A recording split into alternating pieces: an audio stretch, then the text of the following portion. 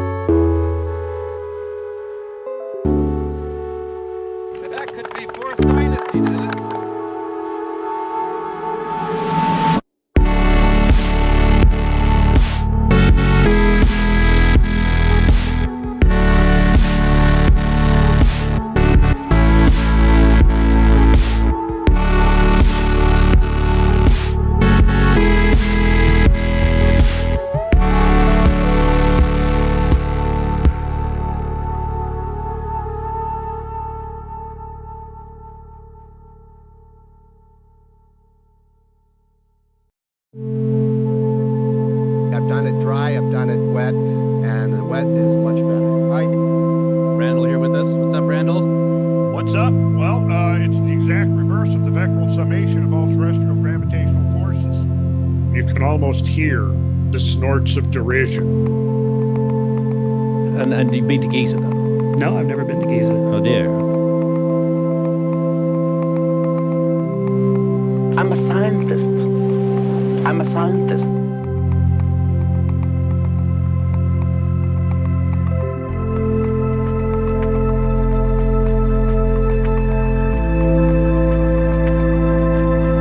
That's my USB going silly. Hey, everyone.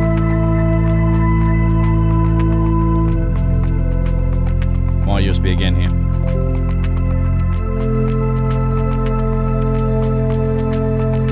I don't waste my time.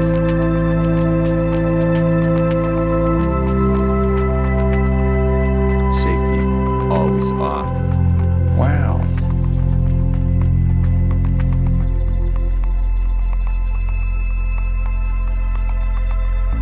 What, money? Somebody's gonna send me money? Oh boy!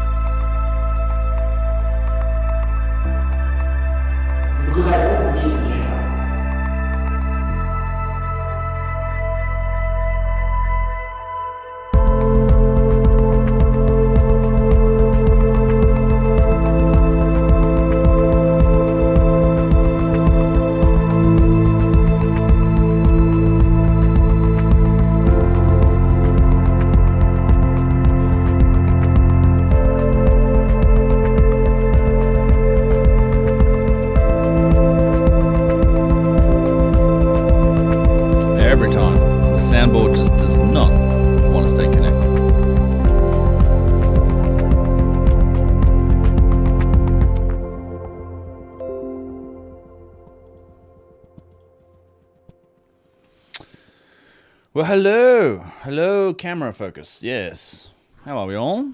CH Partney on the YouTubes. Hello, Arkeo, Sprink, Napu, Moneymit, Draco, Crom. What's up, everybody? Good to see you all. Fat Pouch Bow. Oh, hi there. Snorts of derision, indeed. Yes. Which one's that? You can almost hear the snorts of derision. Yes. Yes, indeed. Yes, back from the Scablands. Got back yesterday. Well, no, yesterday? Monday. So, not yesterday, but like kind of Monday night, Monday evening.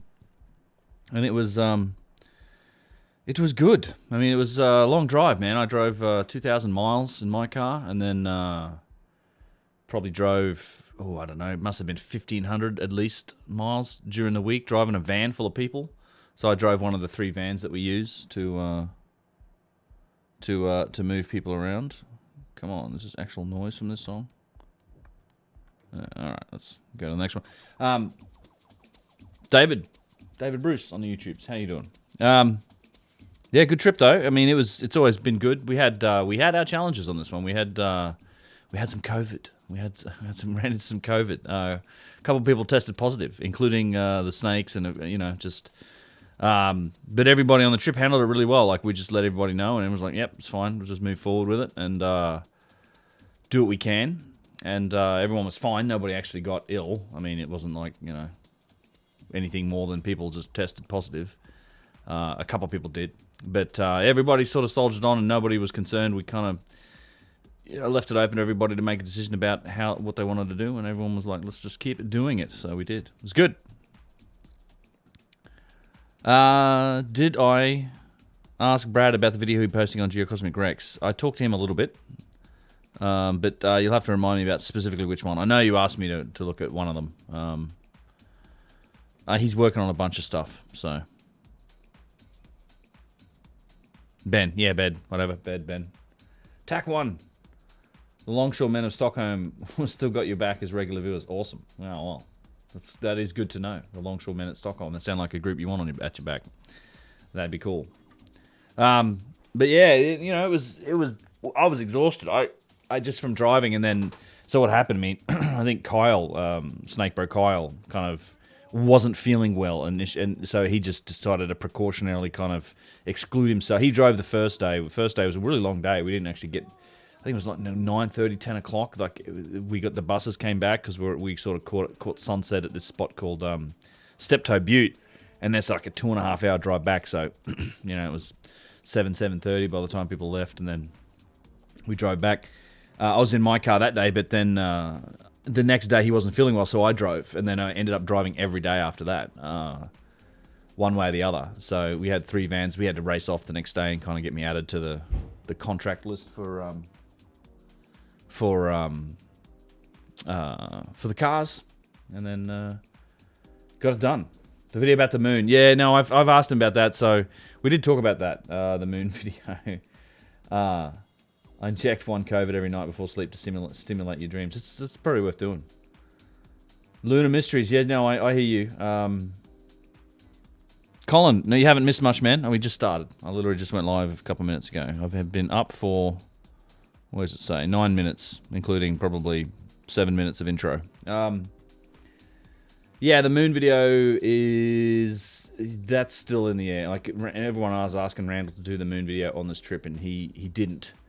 I think one of the challenges with the moon video is it's like he is looking to be taken seriously with some of the geological stuff that he's working on, in the opposition to kind of the standard model of what happened up there, and releasing something like, even as I think as reasonable and as nuanced and as thorough his take on the moon is, and you would have to, again, it takes a couple of hours to kind of get through all of that material.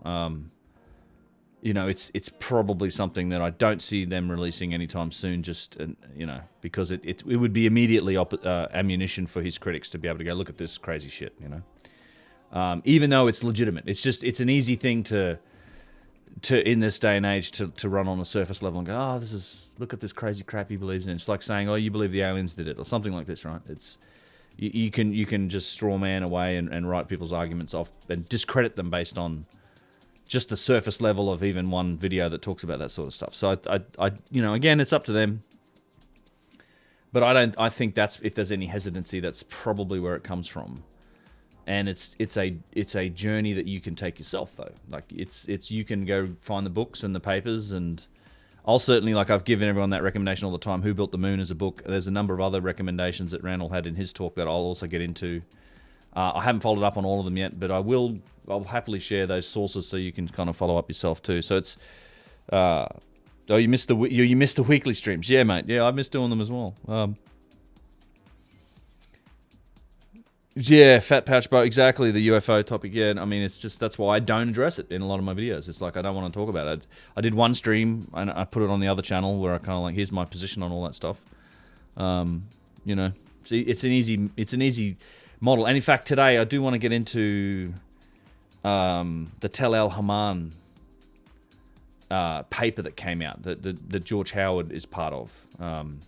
We'll get there. We'll look at this. We'll look at the Scablands stuff first, and then we'll get into the Tel El Hammam stuff, because I do want to start tweeting about that, because it's something I've been waiting for that paper to come out, because I've known about that for quite a while. I've been talking to George about it, but we kind of like wait until the paper came out before it came up. So let me start OBS over here, and we'll start looking at some footage and the pickies.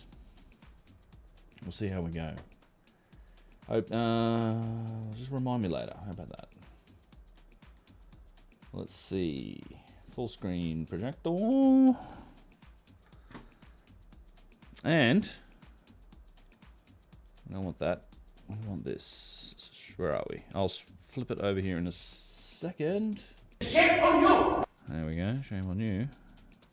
Scablands September. Boom. All right. Let's see what we can see.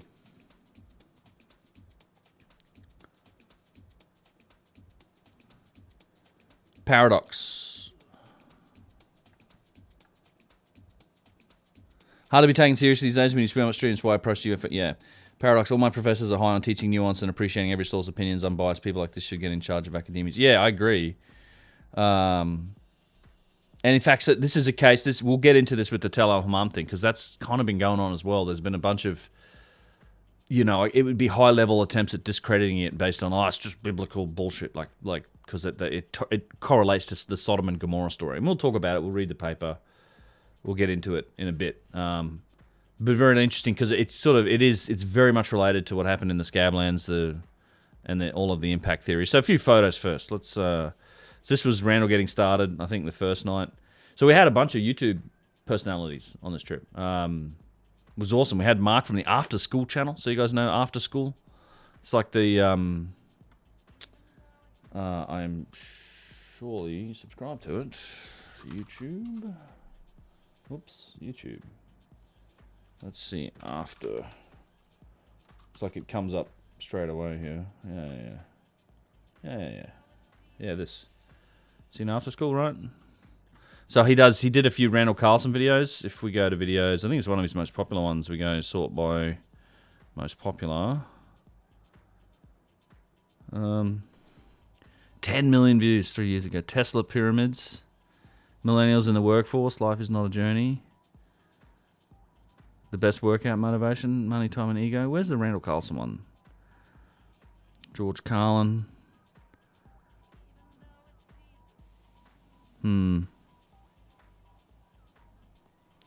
Let's see, Randall Carlson. Let's go Carlson.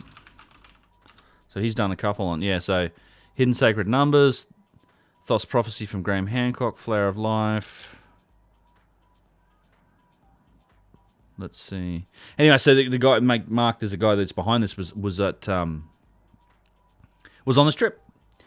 He's 2 million subscribers, big channel. Paul Tahar, good to see you, man. Yeah, great work, right? And he works with Jordan Peterson as well. This is full 2 hours, this.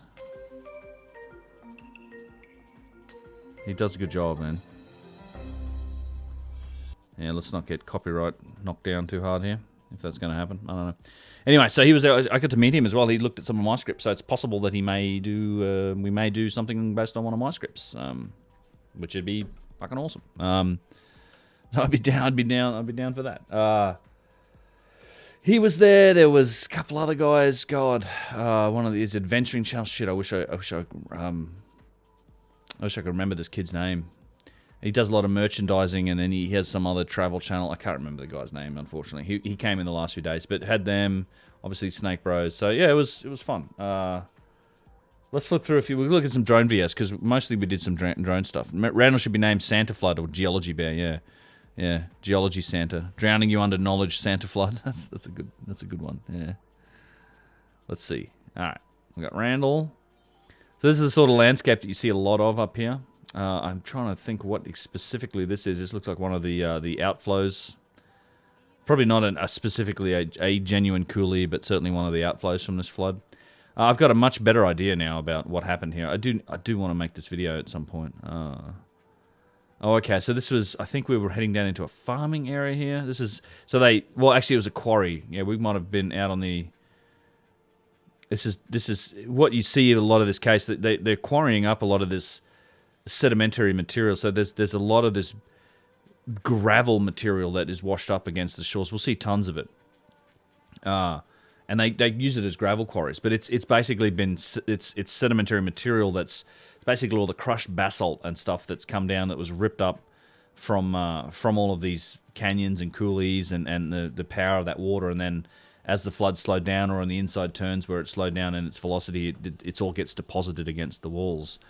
Some people think this gravel's fallen off these cliff sides. It's not the case. It's sedimentary material. Latjaw, good evening. This is sort of pretty typical. Randall gets on his megaphone. He's got a couple of these large maps that he kind of holds up and does a trip. Oh, Ancient Presence guys were there too. I should have mentioned that. Those guys have a great channel, and I actually had a good fun jamming with them. In fact, there's a whole Telegram group full of pictures. I should have grabbed a few of those pictures. We did some jamming, but this guy's Ancient Presence.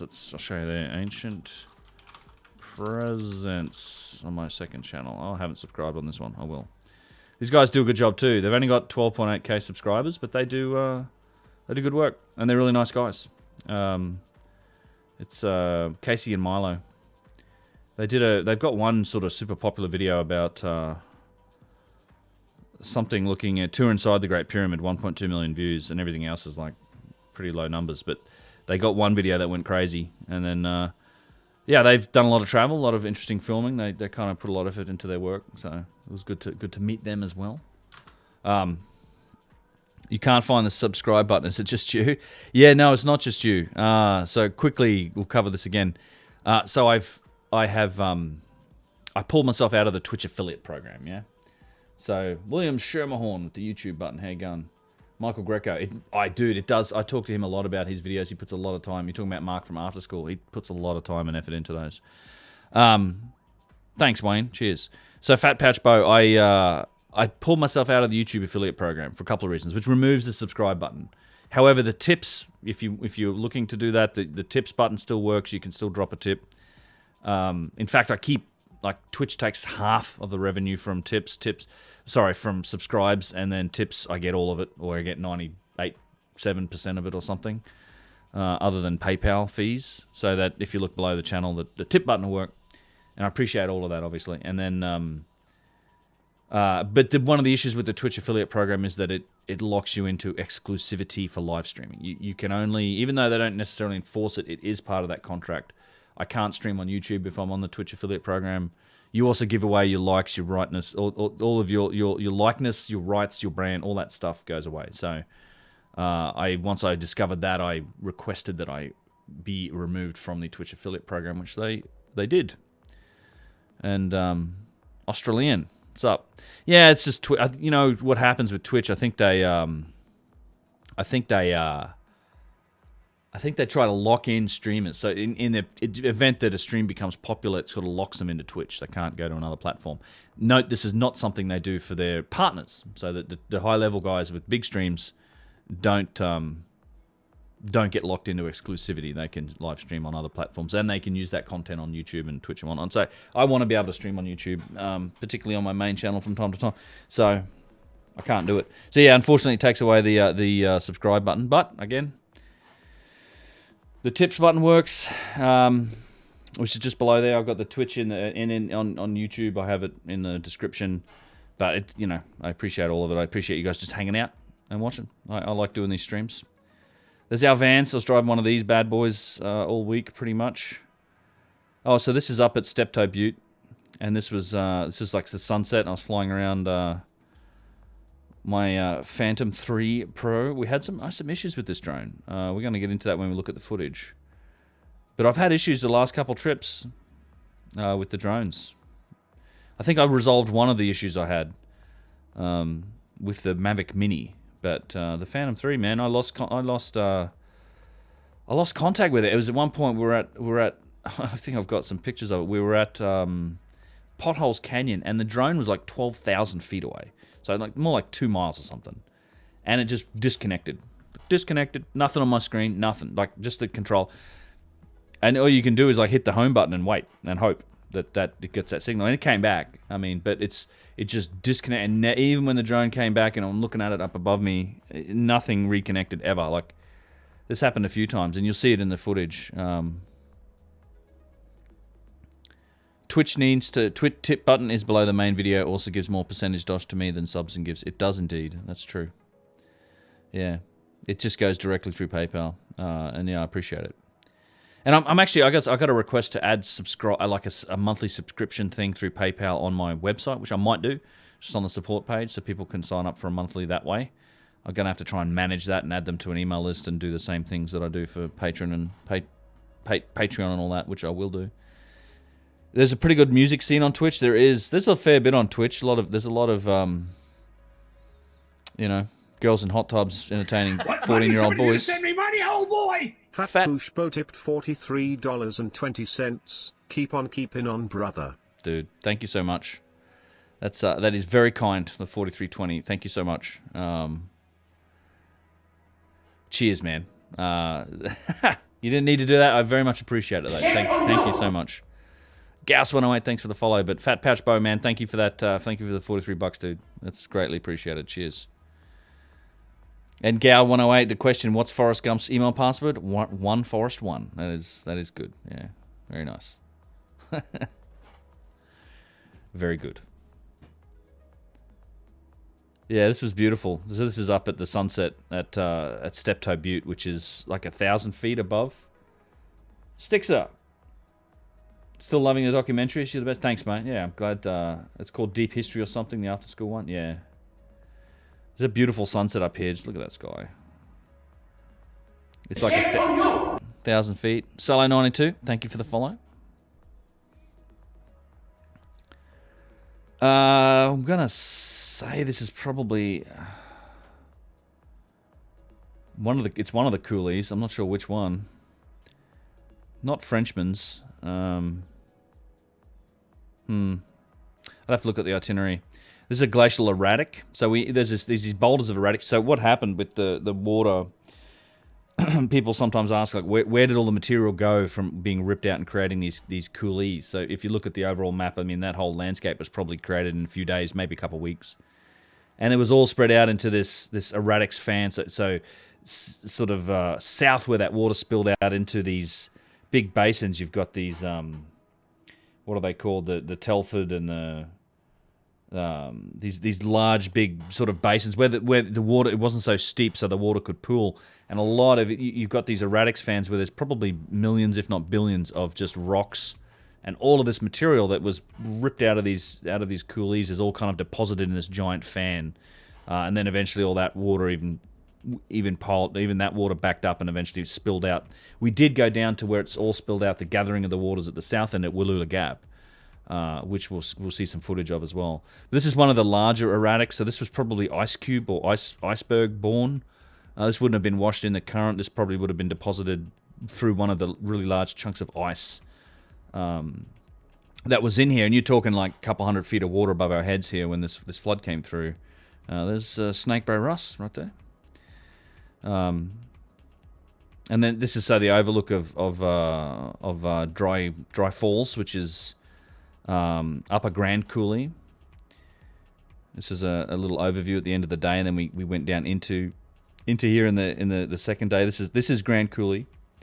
So I've got most of my drone footage I've used to date in my videos is from here, is from Grand Coulee and Dry Falls.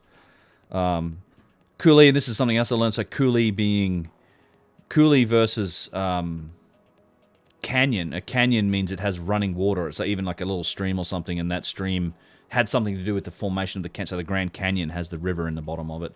Coulees don't have running water in them, and all the water in these coulees are lakes. Hey, dude. Nick, what's up, dude? Good to see you, mate. Keep swimming up that stream, mate. Seriously. Even programming and art streams on Twitch. This is true. What's up, Nick, man? Good. I know you guys are probably all playing New World, but I'd be down to play the War Zones if anyone wants. I love this picture too. This is at the Overlook, and just I perfectly timed it to capture this banana peel mid-flight. Somebody yeeting a peel off the edge here. This is one of the overlooks. Yeet the banana peel. Yeah, so this is Dry Falls. So this is like if you could fit Grand Canyon in about an area about this size. Like not Grand Canyon, Niagara Falls in an area about this size. This is massive. So these are big cataracts that are now dry, obviously. These twin cataracts, and this was all eaten backwards this way. So the water's flowing from left to right. And when this was formed, once again, you're talking like maybe 300, 400 feet of water above your head. And this would have been just merely a bump in this gigantic stream. As this then started to be worn out and erode and capture more of the water, but even then it still would have been 300 feet above the head. And this is one of the rock blades that's left. You see these blades of rock. This would have been eaten away if the flood had continued. But this went backwards. Like this chewed its way up from Grand Coulee, something like 20 miles in a couple of weeks. So it was eaten out and it gradually just went backwards like this. It moves, you know. It's like Niagara Falls has taken 10,000 years to move a couple of miles, and this moved 20 miles in a period of a couple of weeks, just to give you an idea how much water was there. It's absolutely insane. This mega flood landscape's absolutely insane. SJ Constable, I'm wandering around the British Museum in your lovely new Uncharted X t-shirt on the weekend. The amount of Atlantean, Egyptian stuff they've got there is insane. I've got to get there one day. I've not been to the British Museum. I really hope to get there one day, man. Have fun. I've seen tons of amazing pictures from there, like a lot of artifacts. There's some really interesting stuff there. Michael Greco, any plans to visit Göbekli Tepe? Nothing. I definitely want to. Nothing definite yet. Kind of waiting to see for the whole global travel thing to see what happens, you know. So I don't know. I do want to, but we'll see. Yeah. I'm going to do this. I've got this Egypt trip coming up in literally 2 weeks. I think I leave on the 13th. And I'll be back the end of October. So that's going to be my last trip for a while. And then we were looking at a February trip, another Egypt trip in February. Ken Turner, what's up, man? The February trip's not going to happen. We had this, so this, just some background. So the October trip was sold out. It sold out. It kind of filled up within a couple of weeks of me announcing it, which I think happened back in February or something like this. And it was full. And more people registering, get on the wait list. And then a few weeks back, people started pulling out. So I think it's uncertainty about global travel, all of the COVID stuff. And then also, you know, when the rubber meets the road about paying deposits and stuff like that, that sort of that always happens. But we had a number of people pull out. So now we're still under, I think we've got at least 30 people coming, but we were hoping to get a couple more in order to do a little special treat. But we'll see. I mean, it's all going ahead. Everything's going to happen. But we had some trouble filling it, so I'm like, I'm not going to do another trip in February. It's too soon, and I don't need the pressure of trying to fill it. The only way that I would do it is if Randall wanted to go in February, which I talked to him, and I don't think he's keen to do much until spring. So next year my trips are going to be Montana and Utah with the Contact at the Cabin. So with the same group, the Snakes, the Grimerica boys with Randall. And then in November we're doing a trip to Egypt. And that's mostly going to be a Contact at the Cabin trip. It'll be Grimerica, Snake Bros. I'm going at this point. Maybe Randall will go. It's going to be a lot of people on that trip though, like 70-something people. You have a request about the October trip? How long until the Egypt trip? I literally leave in a couple of weeks. Does any of this relate to the Dead Sea somehow? No, this is all North America. This is all dumped out into the Pacific. Theo Lux, what's up? How long were you guys in the Scablands? We went up. The trip ran from Monday till Saturday, so 6 days. And then everybody left on the Sunday. I mean, it kind of ran till the Sunday. Everyone stayed the last night, and Sunday morning's breakfast, and everyone departs on the Sunday. I took 2 days to drive home. It's about 1,000 miles, more or less, for me. I love this picture, like columnar basalt. So you have two types of basalt in the. So that you got to also imagine like the whole basalt plateau is really interesting. Like there's a lot of work and content I want to do, but that whole area of the Pacific Northwest, in the Scablands area at least, where it's all basalt, but it's all been laid down through multiple flows. So there was a volcanic caldera, this was like 5 million years ago. The same volcanic caldera and upthrust through the crust that is now under Yellowstone. So it's like that.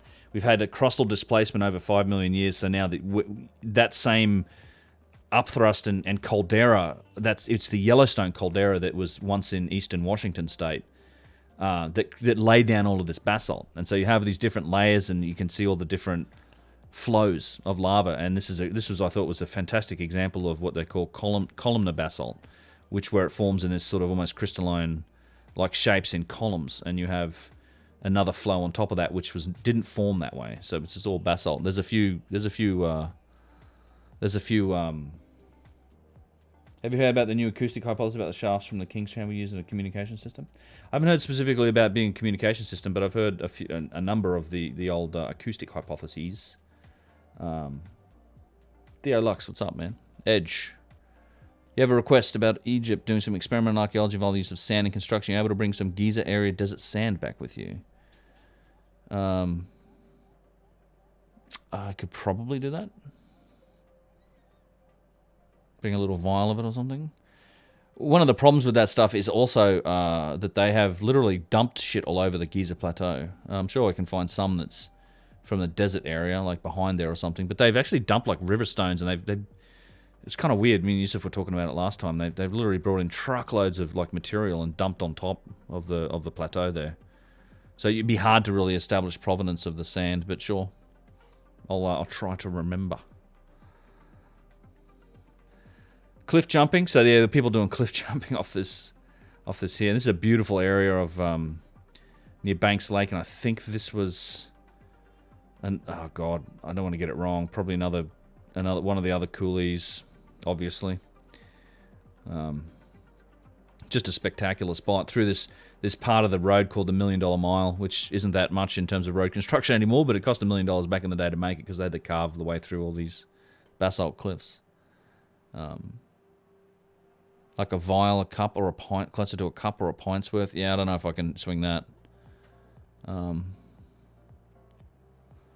The Red Pyramid seems that's too much sound. I mean, too much weight as well. I'll be packed pretty tight. A cup or a pint of sand. They'll probably pull you up at the airport for that too. They do scan shit on the way out. The Red Pyramid seems so acoustic in nature. Would you be permitted to do an iPhone LiDAR scan inside the Grand Gallery of a pyramid like the Red Pyramid? Nice to know the width between each stage to look for ratios like those in music. Yeah, I mean, no one's going to stop me doing that. I am intending on doing a lot of 3D scanning when I'm there. I don't know if I shared this with you guys, but where is it? LiDAR scan downloads. Here we go. So this is a page I set up for the patrons. Shit.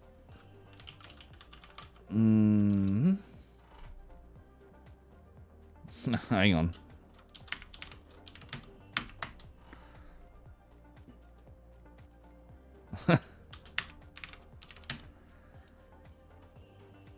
God, what did I set this password to?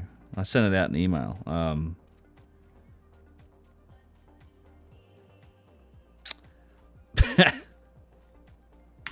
don't think that's it either. No, okay, never mind. So I have shared a bunch of the LiDAR scans with my patrons and sent them the password, even if I can't remember it.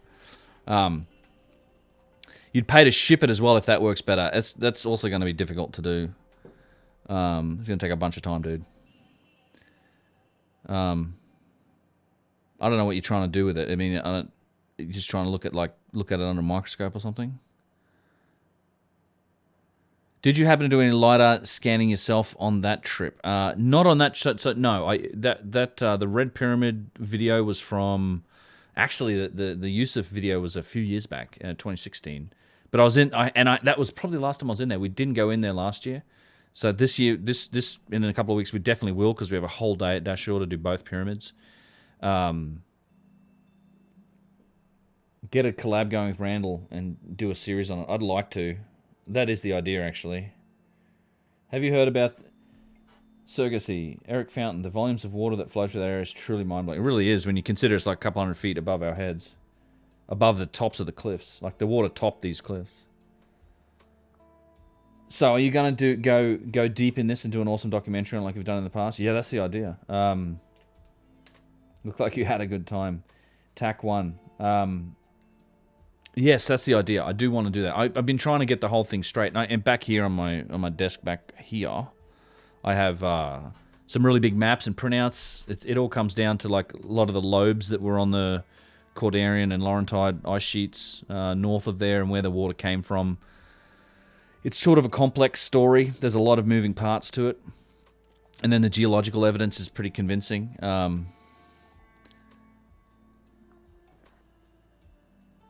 Very fine and angular, which doesn't have commercial use. Okay.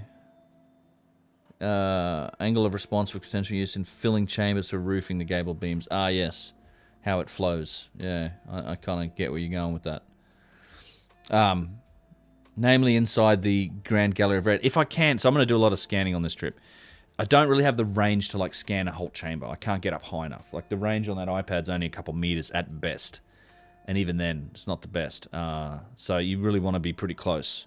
So I can go around objects. I'm going to do a lot of objects. I'm going to do a few of the boxes, as many as I can in the Serapeum. I'll do some of the chambers where I can. So for sure, like the box, I'll do as much of the King's Chamber as I can. The Queen's Chamber, stuff like that. The subterranean chamber I'm going to try and scan. We'll see.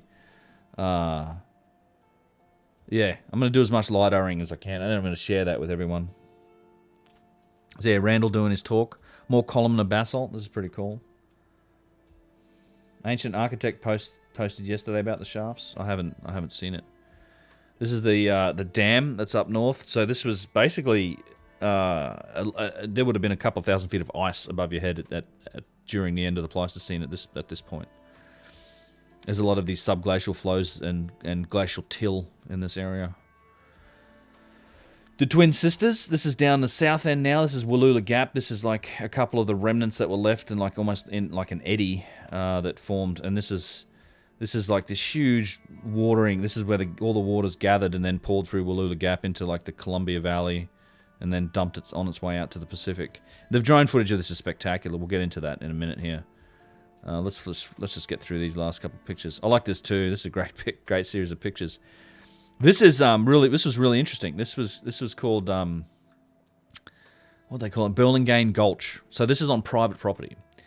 It's very interesting. So it's all flat land above, right? There's all this farming land. It's all farming land above, and this happens to be on this private land in the farm. Randall hadn't been here since the late 90s, and they'd been in touch. Brad got in touch with the landowner, and he gave us permission to come on and check it out because what it shows you. So what happened here is an irrigation pipe burst, and it ate this. It created this gulch. But what it shows you is all of these different sedimentary layers. It's really interesting, right? You've got 6 feet of loess on the top, and then each layer, as you go down and far enough, there's a volcanic ash layer from Mount St. Helens. There's a lot in here to tell, and so this is some of the evidence that they will tell you about multiple floods. Oh, is this many floods? However many floods, like 19, 20 of these floods or whatever. Whereas Randall thinks this is sediment that was laid down during each, like a backfilling of these large sort of basins, because there's a lot of evidence that, it's you got to remember this water's all clogged with massive chunks of ice and whole forests worth of timber and dead things, and so there would have been a lot of blockages until enough pressure built up behind these blockages to wash it out. So you've got all these opportunities for sediment to be laid down, and then stuff flushes, and then it sort of gets laid down again, and then it flushes through. And the drone footage in here is going to be great. I haven't seen any of the drone footage. That's why I kind of was waiting until I got you guys. And we're going to look at that in a minute. But one of the trippiest things about this is that the top layer, it's probably about 6 feet deep, and that's loess. And all of that would have literally been rained down from the sky in the aftermath of this. So it's like skyborne mud. And so some of the studies I've seen and talking with Russ about this is like, you in some cases, you talk about like mud drops the size of like grapefruits that would have been coming down and hitting the ground. But it was enough of this to build up like a 6-foot layer here. And there's more of it in other parts of the land. But crazy. And you dig down anywhere around in any of these yards basins. This is what you find. Like this is the sedimentary layers, and I think evidence for massive floods and massive sediments. Yeah, it's I won't get sick of this ever. This is Potholes Coulee. This is Potholes again. Well, Potholes Cataracts. Again, kind of like Dry Falls. This is Frenchman Coulee, one of the other major coulees, outflows from the Great Flood. This is Frenchman's. And then, yeah, this is looking out over, I think, Wild Horse Monument. That's it. All right, let's get into some of the drone footage. Let's start with the Mini. Okay, so I don't know what this is going to look like.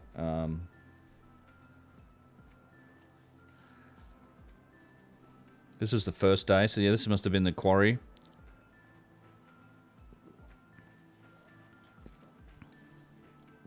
Let me move some shit around here. Oops. DSLR. This. Move me there. I'll move this down to here. Here we go. This is first day, just a bit of a test flight. Star Trek, what's up?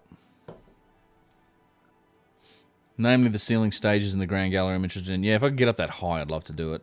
I'll do some more calculations, see what exact minimum I need. Okay. Yeah, we'll see what I can do, man. If I can, I will.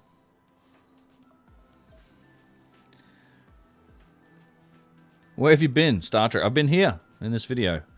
I've been up in Eastern Washington State. QC subscribed to the channel.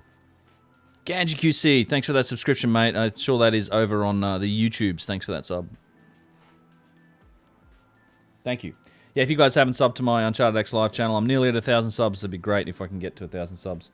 Subs 973, Ganji QC. Thanks, man. Appreciate it. We're very close now. I do have a little taco video I want to upload to that. I gotta make it and upload it at some point.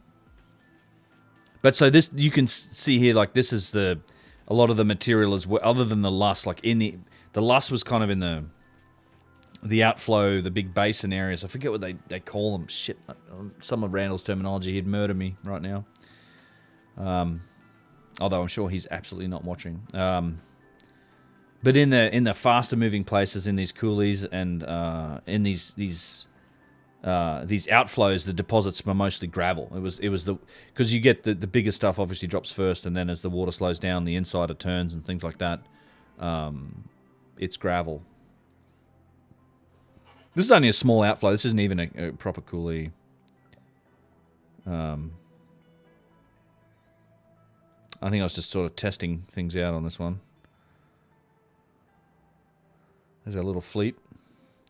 But yeah, this is what kind of, I like this because you kind of get a look at the sediment, what it's made of, just all the gravel. This is all the crumbled up basalt from the outflows. All right, let's keep going here. I know I've got more spectacular stuff here coming up. Oh, I nearly ran this thing into the ground too. Russ crashed his drone. He had a good one too, like the Mavic.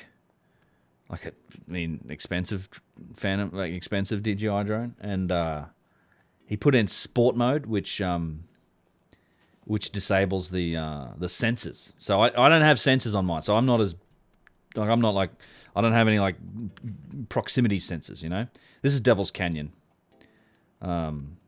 This was a single outflow from one of the coulees down to the Snake River to the south, so the water was coming at us, and it topped the ridge in front of us. and then carved and started. There must have been a fault line in there something. So this wouldn't have been here. And as it topped the ridge and started to go south, it started to exploit probably a crack or something in the bedrock, and then just ate all of this out, and then it became more and more rapid. There's literally nothing in this canyon, in this what's called a canyon, but there's no running water in it. It's completely dry. It was purely shaped as an outflow, a single outflow from the flood when it topped this canyon, and it topped the coulee and then went all the way down south to where the Snake River is.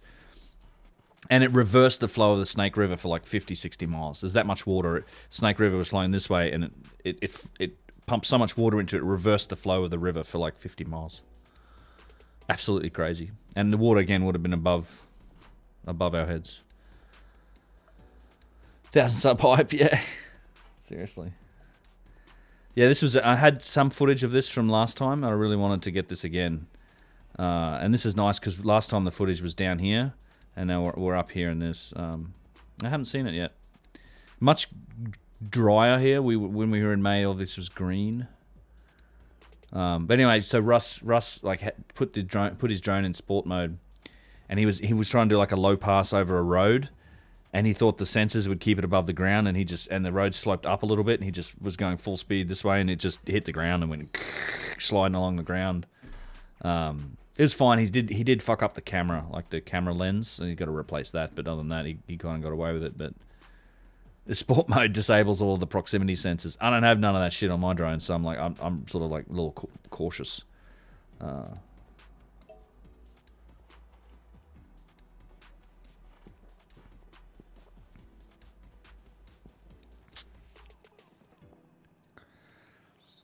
Have you ever made a video about I haven't, about the geological evidence under the ocean coast, and it indicates immense outflow? Can't remember if it was your YouTube channel. I don't think it was mine.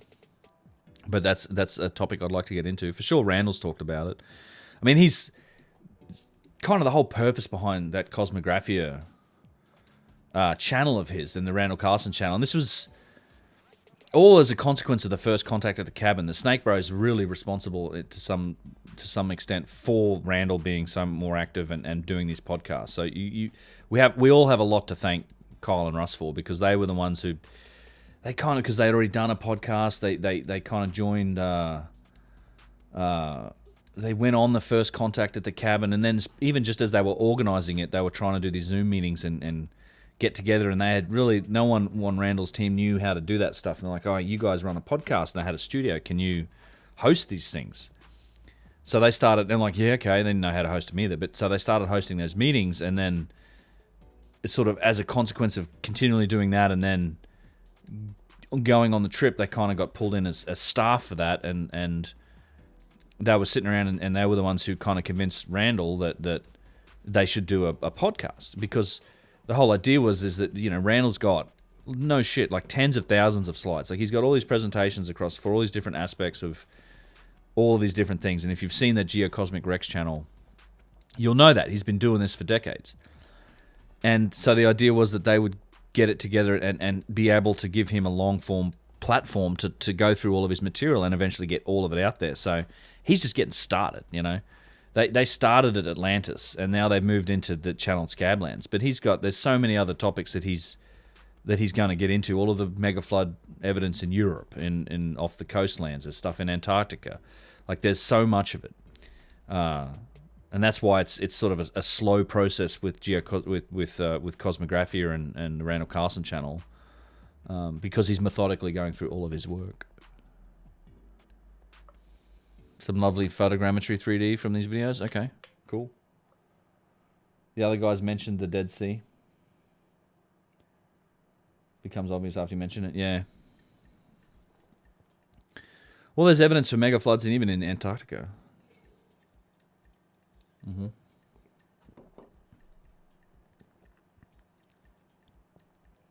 This is me being reasonably brave with the drone, going a little lower. I know I have some spectacular shots with the big Phantom. Maybe we'll do a couple days worth of this, and we'll flip over to the big drone and see what it looks like. So this also, I had problems with this too. I had problems with this thing wouldn't connect to my phone, but I think I figured that out. Which was I think it's the order. You've got to like turn it all on first and then connect your phone, not have your phone connected first, which is what I was doing. Once I started doing that, it was like it worked. I don't even know what this is. Oh, yes, I do. This is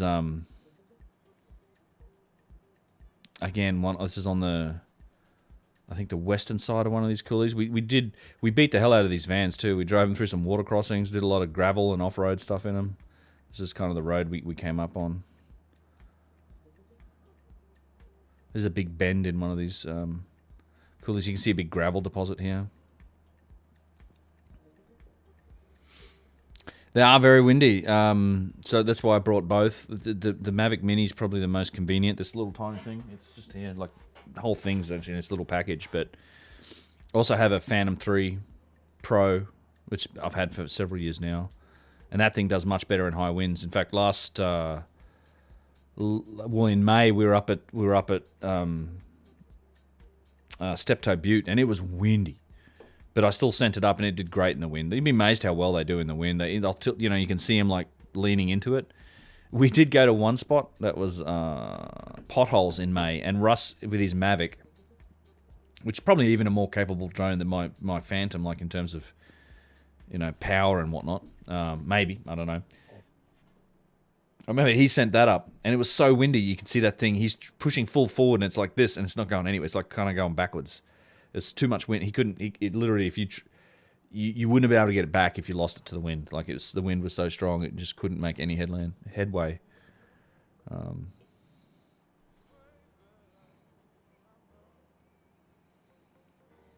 Yeah, this is one of the other coulees. Okay, let's.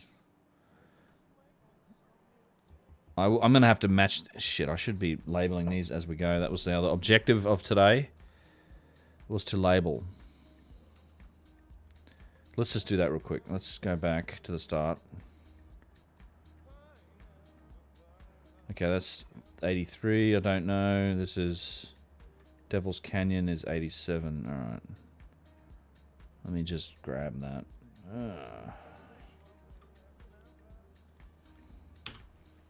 87 is Devil's Canyon.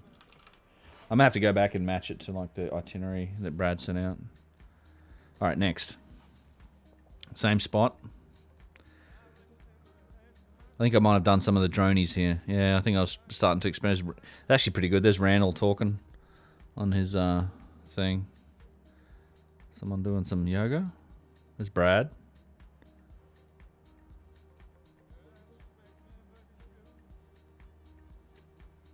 Were the Snake Bros? Yes, they were.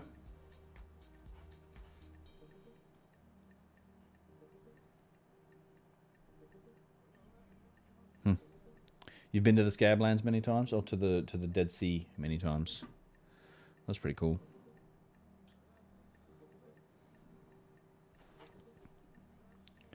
What's this? 92. So what day was that? Same day.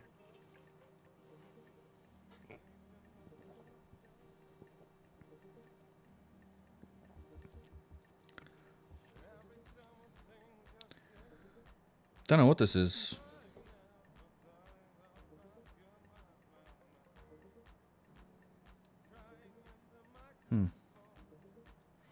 Oh, okay. I do know. It's an erratics field. See, I don't know if you can see it. All these black shapes. It's going to be hard to see on this screen for you guys. Make it a bit bigger here. These are all erratics. So this is like an erratics field. So these are all flood-borne and iceberg-borne erratics. All these rocks. It's all these big chunks of basalt. This is might be the Telford. Shit, what the name is it? I can't remember that. Like it's like the spillage area. Like these giant floodplains that then did fill up with water, and there would have been icebergs and stuff carried along this, but it was where a lot of that material got deposited. In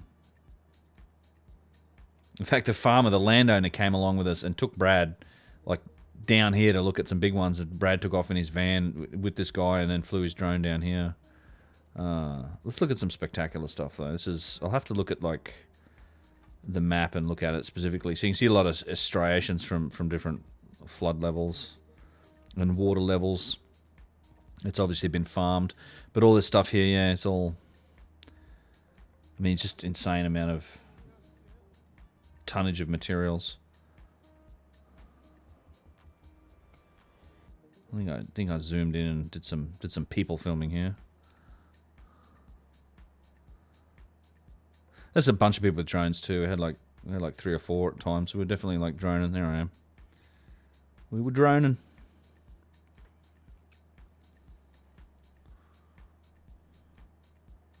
Randall doing his thing.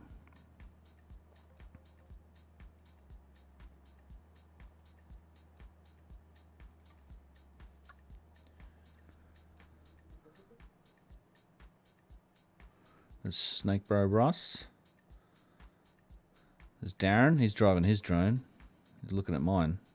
He might have been chasing mine around with his, actually. There's Randall the Nephilim. Giant dude.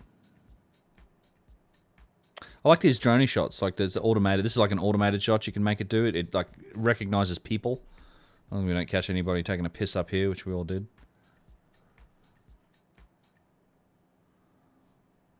All right, let's. Okay, so this is some cliff jumping. Let's just watch this. Then we'll flip over to. This is I think Deep Lake.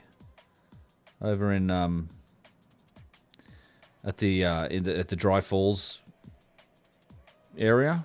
So again, this is that same example. This deposit. This hasn't come off these hills. Like this is flood deposited gravel.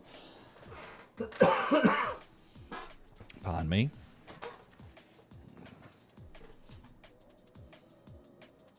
And then we're doing some cliff jumping. See if we can get to it.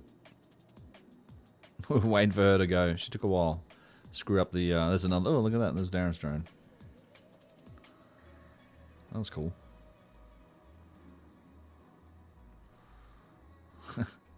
Drone wars.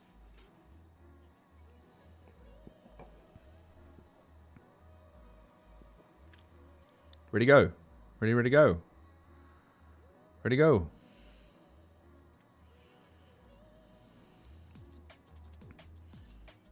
It's like 30 feet. Something like that. It's a little drop. This was a decent sized drop.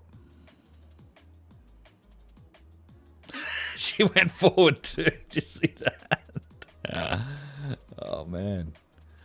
She almost face planted there. I imagine that probably hurt a little bit.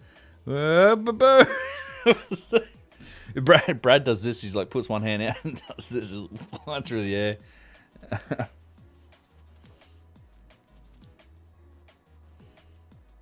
Good times.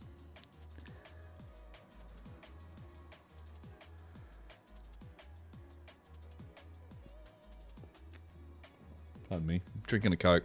Excuse the burping. It's carbon neutral though, because they pull the CO2 out of the air. This is according to No Agenda. This is jump. Yeah, nice clear water though. Beautiful, beautiful spot. It's a nice warm day too. There's Bradley. Randall was floating around over here somewhere with me.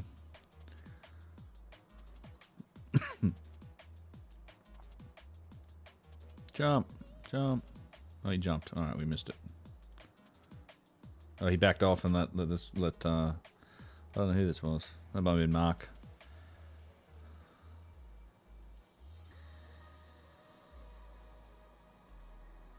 That's Graham from Grow America.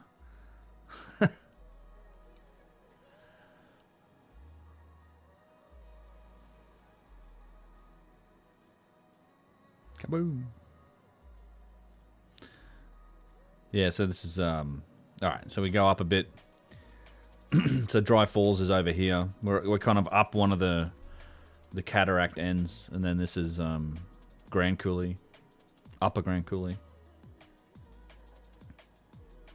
The water flows over this, and then it goes into Lower Grand Coulee, and then Soap Lake is at the start of where it all flattens out and spreads out into that erratics fan. And that's where we were staying, in the Soap Lake Resort. This is a spectacular environment. This blows my mind, this stuff. So yeah, all carved out. All this basalt all carved out.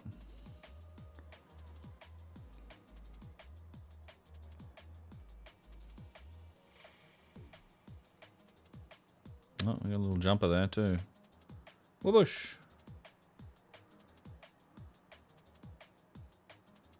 Whoobush. Alright. Let's yeah, this is cool. Alright, let's pull up the big drone.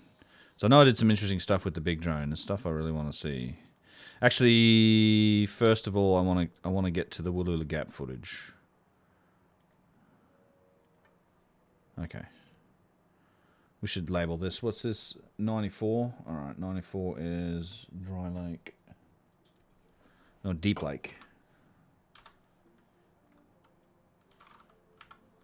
Deep Lake jumping. Grand Coulee. Yeah, okay. So this is this is Wooloola Gap. So again, this is the twin sisters at Wooloola Gap. I think it's called Sentinel Gap, but Wooloola Gap. So this is where all of the waters really coalesced before they dumped into the Columbia, and you can see again, like this is like the gap that backed them all up. Believe it or not, this is what backed up the waters to, like, it would have been like 1,200 feet deep behind this, but this was the bottleneck through which it all flowed as part of probably one of the meltwater pulses that raised the levels of the sea, and you can see kind of the water still would have gone way over here. The reason this is still standing is that it was in kind of an eddy behind a hill in a mountain, so the currents didn't end up washing all of this away, but it's a formation that's called the Twin Sisters now. Scale is amazing. Second trip. Third trip to the Scablands. I had been there a few years back in the day, a few years ago, just on my own, but this was my second trip with Randall just this year.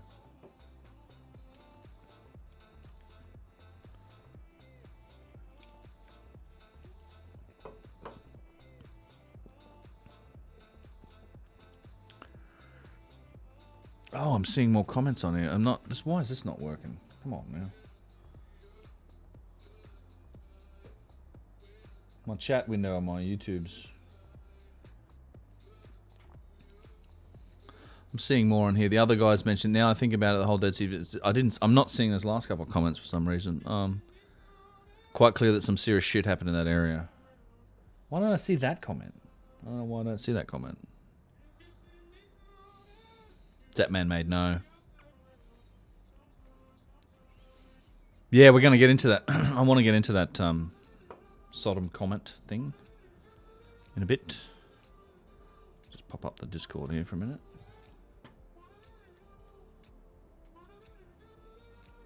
What are you cats doing? New worlding.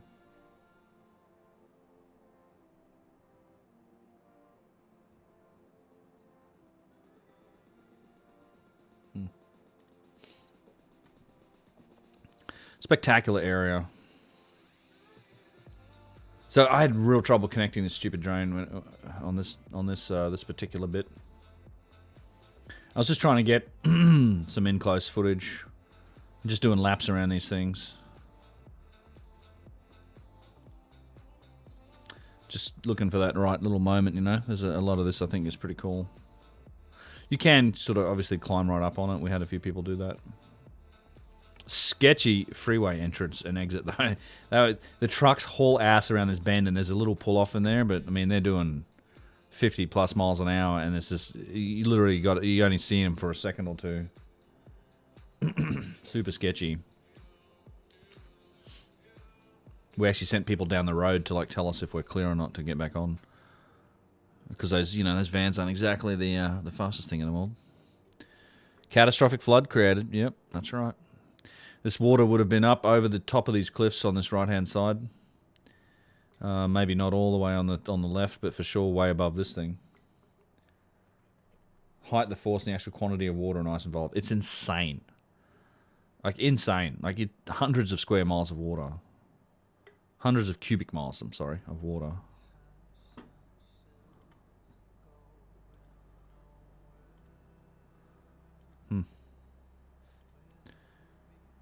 Yeah. Spectacular spot. I'm really glad we came down to Wooloola Gap though. Yeah, this is sort of shit I'm looking for. Like these sort of few seconds of this stuff, which would be great in some videos, I think. And you're not seeing it in full res. Like it's 2.7K. How much wind has eroded in the last 10K years or so? Probably a little bit. Not a whole lot, I don't imagine. It is basalt. I'm sure it's had some effect, though. Same thing again. Zooming in on people. I think we got a wave out of them here at some point.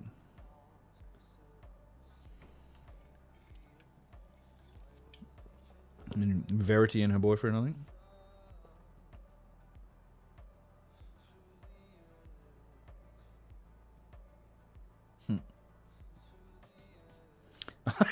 Like someone went to the trouble of writing fuck on it.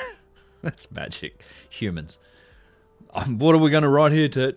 I don't know, Billy. What are we going to... Just write fuck on it. Fuck. Like... So imaginative. Gillian. You can't even write their name. Just write fuck. Yeah, column of basalt. Mostly chewed away. You give that flood much longer, it probably would have ripped all this stuff off. Was starting to come apart here. Yeah.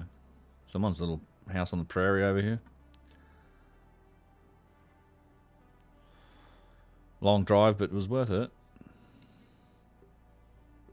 What does it mean? What does it mean? Yeah, geniuses, right? Geniuses. How do you know that's not their name? Could be their name. Could be right. There's Milo. It's Mark from after school. A droney. We did a droney. And then this is one of these ones. Spins all the way around. Okay, no one needs to see that. Oh, this might be where it... so this is the Burlingame Gulch. This is another thing I wanted to see. So this literally, you can see it's just like... It looks just all like farmland and pasture land with the road going next to it. It's fucking sketchy too. You're going to be very careful standing near the edge of this. It's very soft and there's no... You could easily die standing on the edge of this because there's overhangs. It's very soft, like silty soft. You can get down into it that way, and they still dump water in it, so it's still eating it away, but they had an irrigation pipe break, and basically it carved this giant canyon. So it really is a good look at that sedimentary footage. And according to Randall, nobody's ever captured footage of it like what I've gotten with this drone on this trip. So this will be kind of...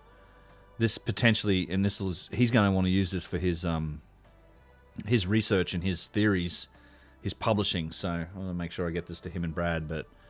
So nobody's captured good footage of this like this. So you can see like this stuff's all kind of an overhang. It's a little sketchy, but these 6 foot of loess here on the top, and then all these other like sedimentary layers that Randall thinks is from pulses of the mega flood, right down to maybe down to here. Then you have other floods that other earlier floods, potential for earlier floods. And in one of these layers is like Mount St. Helens ash embedded in it, so you can kind of time some of it by that. But Randall really wanted to get like some up-close footage of these different layers of sediment. How do you know that's not their name?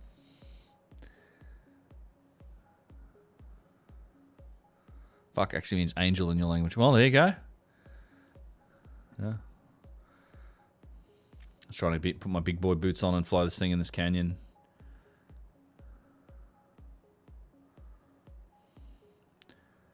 But yeah, all from a burst like irrigation water pipe.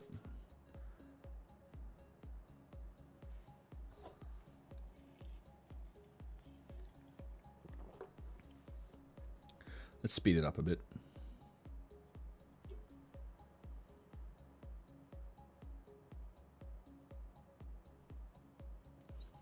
Let's speed it up a bit. Oh, there goes Russ and Brad, I think, sort of climbing right down to the bottom. You can see how much dust. He said it's just like silty, just super soft.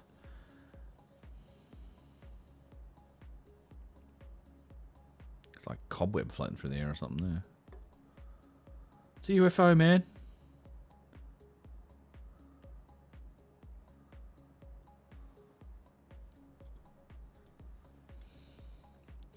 And hello, Neo Hippie, indeed.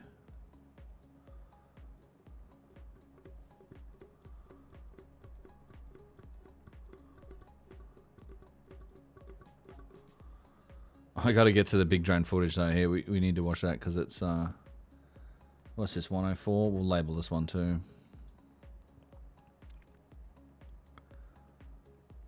So the landowner came over and talked to us too. The guy that owns it all. He did meet up with us. He was really happy to have everybody out here being enthusiastic. Didn't really want the location of it given out, which we won't, but because he doesn't want like people just traipsing in there to check it out all the time. But he was quite happy for us to.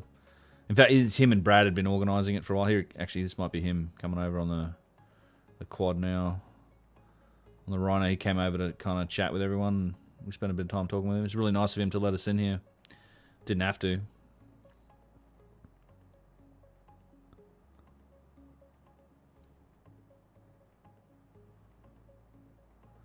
Pretty spectacular, though. Yeah, that's him. And then a very cool scenery, and then a golf course. Yeah. Yeah, so this happened, like, it must have been 20, 30 years ago.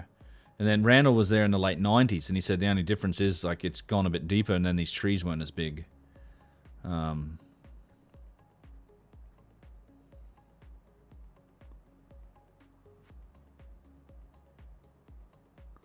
This guy's climbing up out.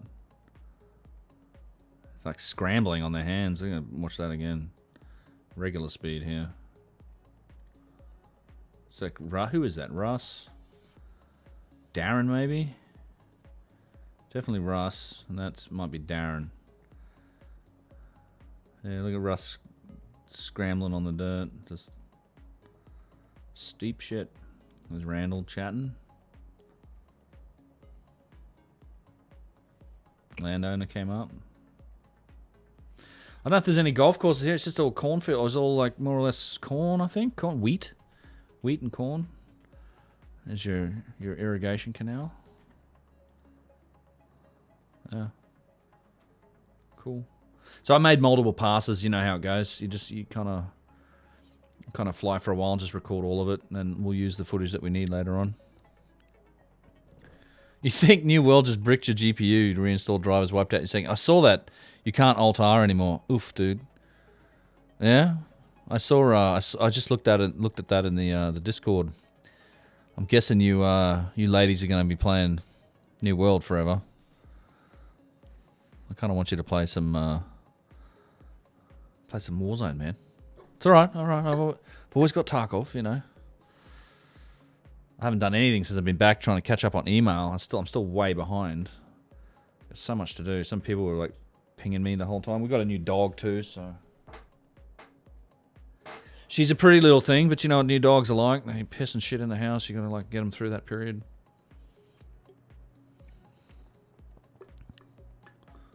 You're uninstalling after you get this fixed. You're pissed. Now that was me and Cyberpunk. I was like, I bought it, installed it. 2 seconds later, like they've hard bound some of the keys and they don't support left-handed players. Like refund, give it back. I don't want it. It's an MMO lobby simulator. Yeah, I saw like Asmongold video where he was queue number like 10,000 or something.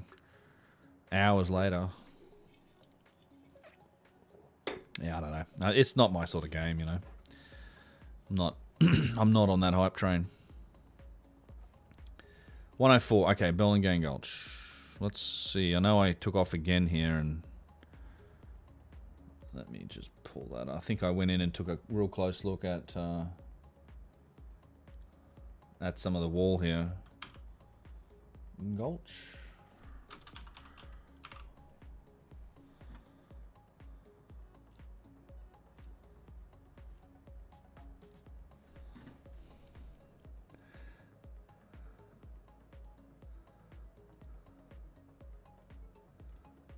There we go.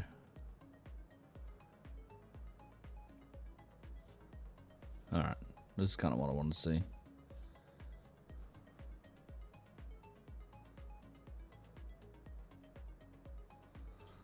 All these individual layers.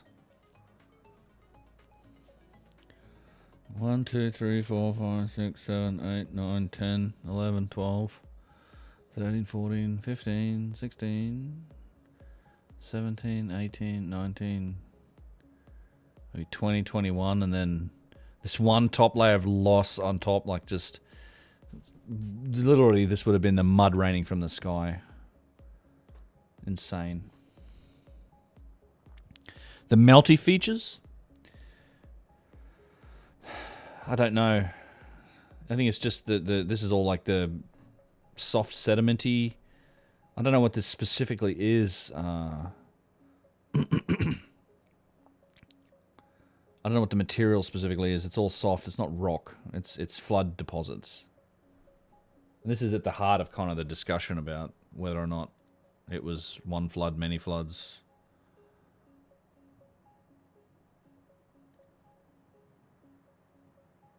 Nice end of the day shot. Yeah. So this was cool. I'm really happy we got out here to visit this as well. They're all dipping. Meow. Catch it. Yeah, I think I grabbed it here. Yep. Yep. That's cool. That little drone, you just sort of pluck it out of the sky. Okay. Did I fly? Nope.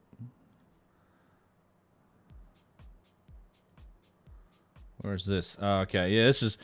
So you've probably seen some of this footage before, but I took it on this... I flew this thing out a ways away. This is West Bar. This is one of these big coulees. Now, the thing to kind of notice here is... as we take off, there's us. You'll notice these houses that are over here. Like, I think I'll spin around and take a look. So the thing is trying to get a sense of scale. We've got these little houses off in the top left-hand corner here. And then a sense of scale compared to the ripples. So there's this road on this side. All these houses, so we're up fairly high already.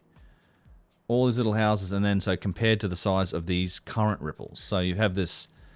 There's like two bars here. There's this west bar and then the secondary bar that sort of was laid down subsequently, and not as high as west bar. But this west bar is full of these current ripples.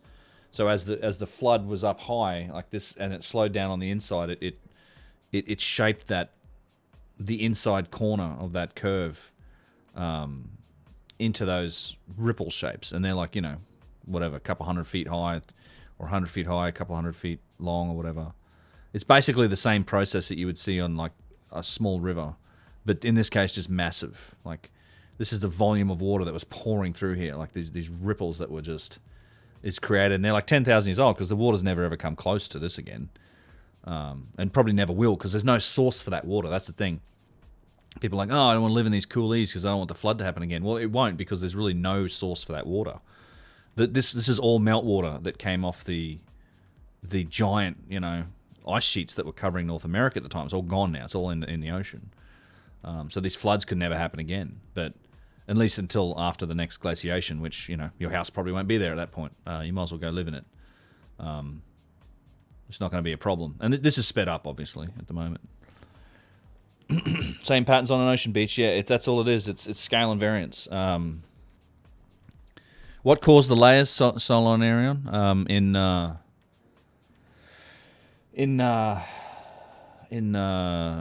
Burlingame Gulch? I think it was different levels of the flood. So as there were pauses and backfilling events, which definitely happened. There's lots of evidence for backfilling based on blockages and things.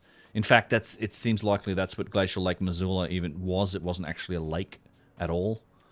So all of this traces back to this concept of Glacial Lake Missoula, right? Which is the Clark Fork Valley.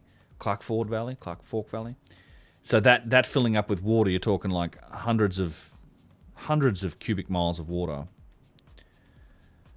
And that was often theorized as the source for these floods, but not just one flood, many floods, because it would have taken the amount of water we're talking about was many times over what that valley could fill up with. So the theory these days is that, well, this valley filled up multiple times based on the idea of an ice dam reforming to then fill it up to basically create a lake that might have taken 50 or 100 years in between these floods. But there's huge problems with that, and that's what Randall gets into in the latest series of videos when he talks about ice dams. It's like it's somehow this idea that it's a 6 mile wide stretch of ice dam that's nearly 2,000 feet deep. You know, you're talking insane water pressures, and we've never ever, like, ice dams just simply won't handle that type of depth. I mean, theoretically, they think that the most you might ever get is a few hundred feet out of an ice dam before it cracks. Even in our modern dams, like we do, what do they call it? Like bedrock grouting. So where even if it's a couple hundred feet, like a modern constructed dam, they will go in and use very high pressure hoses to inject concrete into the bedrock to seal up any potential gap or crack or anything. They go a lot of effort to solidify the bedrock, because the slightest little gap or anything water can get through, that's all it takes is it just has to start, and then it will erode that, and the hole will get bigger and bigger and bigger, and you'll have a problem, right? With ice dams, you have the same issue, and you're talking like a couple thousand feet deep for this ice dam, and all of this happening while everything's melting. How's the ice dam reforming? It's just nonsense. And so what Randall's proposing, I think, is that the whole concept of Glacial Lake Missoula is bunk. It wasn't ever an actual lake. It was a temporary reservoir and filling pond during the floods. And this is actually backed up by a number of different studies that people have found really confusing about Glacial Lake Missoula. One is that there's no evidence of any life in it whatsoever. There's no skeletons, no fossils, nothing. So they're like, what the hell? Like, if this was a lake, there must have been some life in it. Fish, frogs, whatever, right? There's nothing. There's nothing like there's no evidence whatsoever of like the action of waves, like on the shorelines. Like you would see some of those signs would still be there for where the shoreline level was. There's the actual constant action of waves that shape and create ground. There's a lot of these mysteries that it doesn't conform to any of the characteristics of a regular lake. But we know where the water level was because we've got those sort of strand lines from the water levels. And it's, you know, Randall thinks that it's was a temporary holding pond, basically, caused by blockages downstream. That's where it filled up to that level, and then it flushed out. Because you never could have had an ice dam really hold that back. You could have, you know, and this would have happened a number of times, which also explains those layers in the Burlingame Gulch. You would have had a number of times where you have.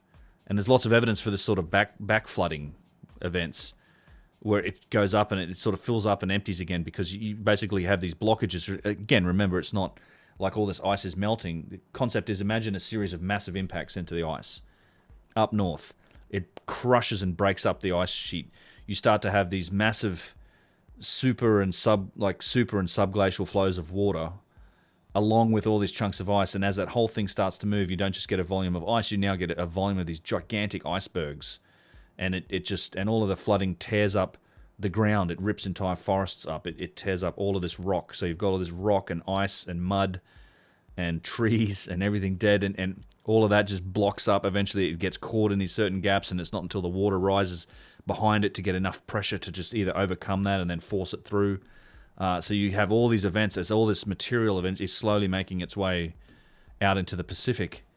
That's, you know, you have these multiple of these events along the path of the water where you get blockages and things back up for a bit, and then it gets enough pressure to release it. It's insane. And there's a lot to it. You just fingers, okay, that edge on the ripples. Let me catch up on chat here for a sec. I'll roll the next one, actually, because that might have been the last video. Nope. Just a droney. Another droney. Slow it down, Benny. Go normal speed. That edge on the ripples. Tried explaining the Scablands to a friend earlier. It's just so funny. It's very difficult. You finished Fingerprints. Who Built the Moon is next. Yep, Fingerprints or Magicians is good too. Who Built the Moon? Ben's approach is piling on data points at the end of the book. Do they say now what if? Any shells? No, nothing like that in Glacial Lake Missoula. Yeah, it's tough to explain. The whole Scablands complex is a difficult topic. There's a lot of, as I said, there's a lot of moving parts. I think I was just mucking around here. That's it. All right, let's go to the big drone. I'm really keen to get to the big drone footage. Phantom 3. Let's see what we got. This is all in 4K.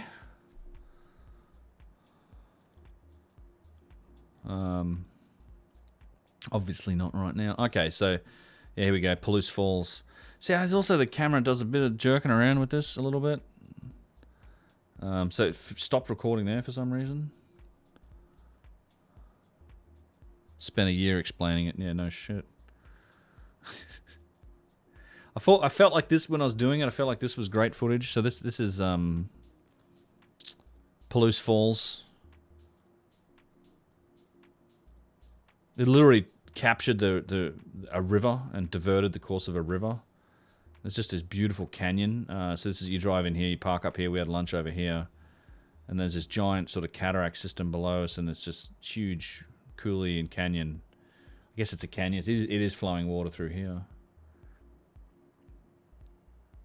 It's hot. Gotten hot in here. Ben's Way's most needed. Yeah, I'm seems like more cars. We had like maybe 40 people total, including all the staff on this trip. Must have been something like that. Like 3 vans full of 10 people each and a bunch of people in cars. Something like that anyway. Yeah, so I do intend on trying to summarize and wrap up the entire story. And I do want to like get Randall on, and although I can honestly just take a lot of clips from him from Cosmographia and cut them in, plus take, you know, I've done a couple of podcasts with him, and I can take, and I know we've explored ice dams and things in those conversations, but just look at this fucking landscape, it's crazy. What's this? 02 and 01's Palouse Falls. Let's just rename things on the go here. Whoops. Nope.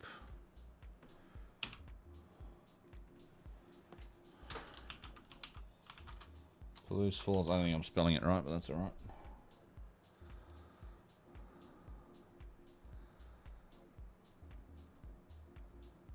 It's a little flickery. Like it's kind of a weird effect.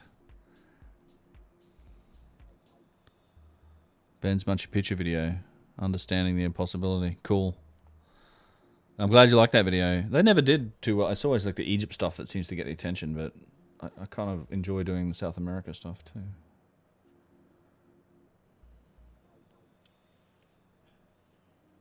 You can kind of see little dots of people over here. And people standing here. I think some people hike down to this area. It's like a little rock blade that's just left from what this would have been like back in the 10,000 years ago or so. Would have been fairly impressive. Like all this water just pouring through here, slowly eating this away, and then this is all you got left now. You had a big rock blade. This whole thing would have been, if the flood continued, this all would have been eaten away. I think there's a train that came along, and I feel like I got some really good shots with the train. Yeah, here we go. For some reason I like filming over moving trains. Hey Smokey, yeah. I know what you mean. Egypt messes with my head on the regular. Oh, Kyle. Kyle. That's typical for you. I'm stranded at Darren's in COVID quarantine for the next 14 days. I know, and he's making you stay in his fucking deck. That's what I understand. Kyle, poor old Kyle. So Kyle on the YouTube's there with that comment. Kyle's been on the Scablands trip with me. He was also on the Scablands trip in May, and he was with us in Peru last month in August. And Kyle's a Canadian, so he's had to battle his way through various border entries and Canada's draconian law system, and now he's stranded in quarantine for another 14 days, probably before you can get back to your family, which sucks, man. I hope that's not too much of an inconvenience hanging out with Kyle, with Darren. Oh, yeah, that sucks, dude. I hope it ends soon for you, in terms of the quarantine. It sucks, man. Hell yeah, okay. And then this, what is it doing here? What's this flipping around? Milo, what's up, Milo? Thanks, mate. Yeah. Cheers. It's Milo from the Ancient Presence website and Ancient Presence channel. You guys should definitely subscribe to that. I will be pimping them up a bit in the next chance I get, next video. Man, I'm happy my place has loose restricts. Yeah, well, I've been rolling the dice, man, with the travel. I'm going to Egypt next month, and he's hoping I don't pop hot for any of that, because I can. I'd hate to A, miss the trip, or B, on the way back get stuck in Egypt for like another week or whatever it takes to go negative.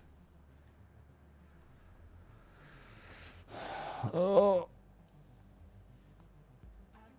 it's shaky. I don't know why. This drone is like got its issues, but yeah, like I want to get to the point. So Palouse Falls is beautiful. Yeah. Okay, so that's Palouse Falls. Let's go to the next one. 002 was Palouse Falls. This is, I can already tell, Steptoe Butte. Let me go Palouse Falls. I'll just rename that. This was our sunset at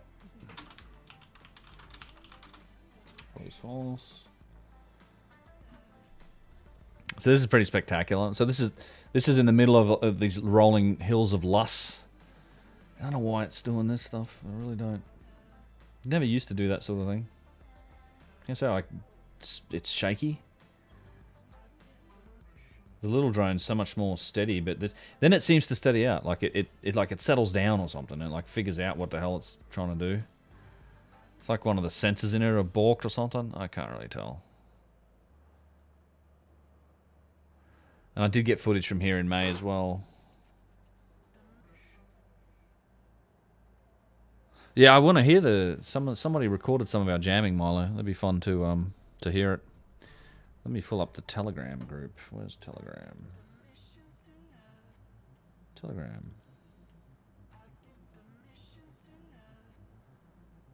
Let's pull that up over here. See if there's some good Scablantians. I think there was some good, a lot of good images in this. People have been posting. Oh, Molly, you've been posting too, have you?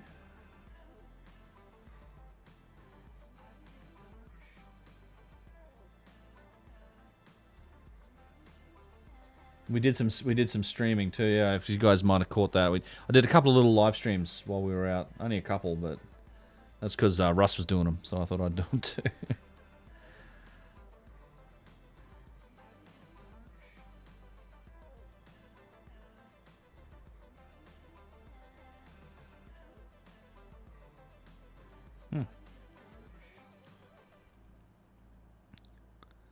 This is all fascinating, but what about the moon lecture? Yeah, we talked about that.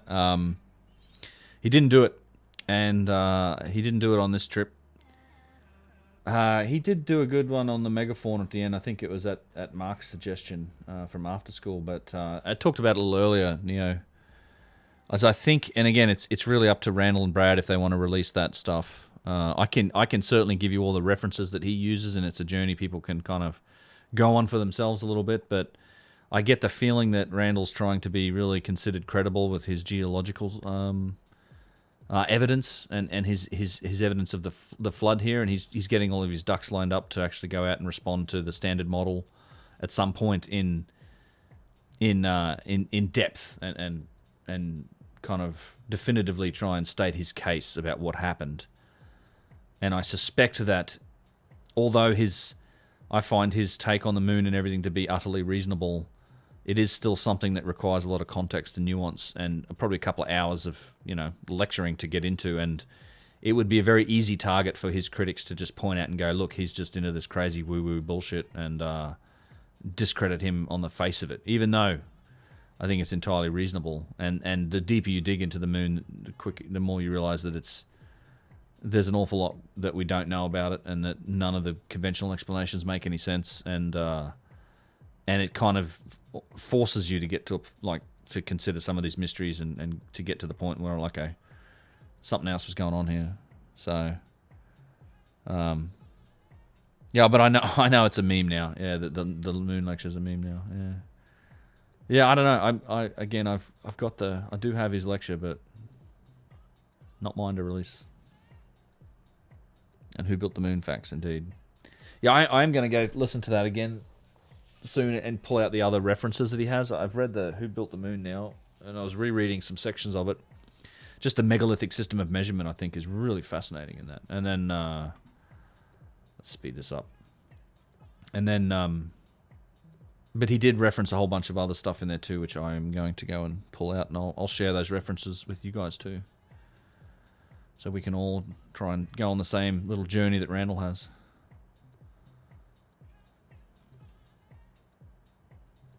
Jesus Christ, see, there's 564 unread messages on Telegram. Most of those are from the last group. What was that? That was the next one, so 3, right?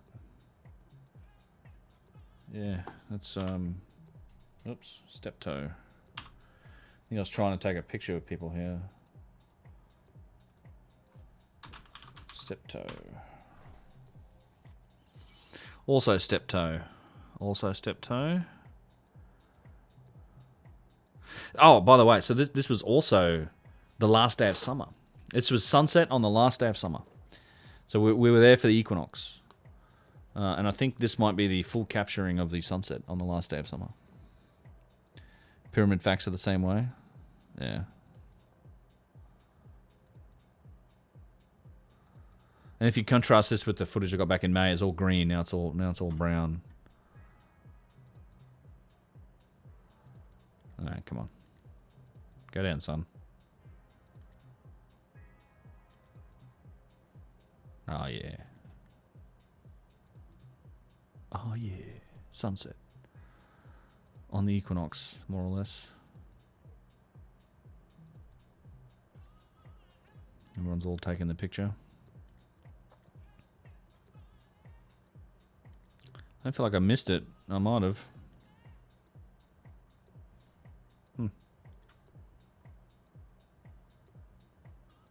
Telling everyone to wave to the drone.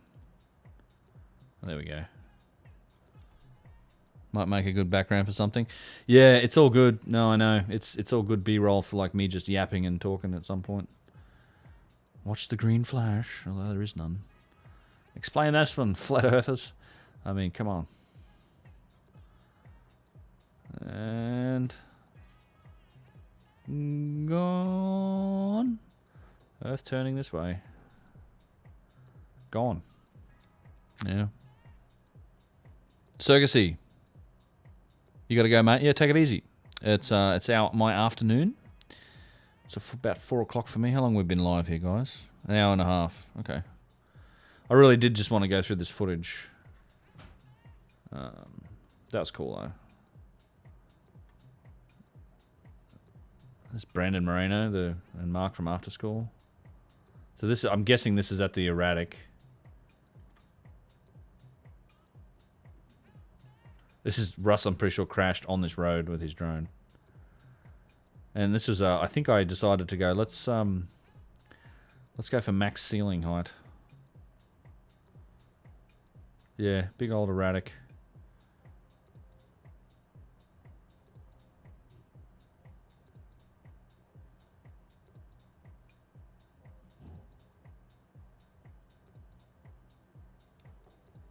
Go on, git. Indeed. Yes, of course, it's only 400 feet. Right? As far as I know, it only went 400 feet up. And if anyone asks, this is somebody else's drone footage. I don't take my own drone footage for commercial use. Other people give it to me. It's wobbling around a bit. There it goes. So then it clicks in and it's nice. Again, this is like 2x the speed, but all these rocks everywhere, like just giant, like all, again, iceberg deposited. Oh. Scablands.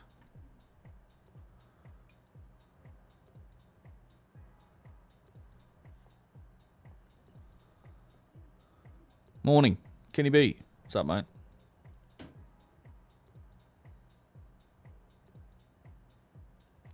Huge tracts of land. Alright, we have to find that now. Where is that?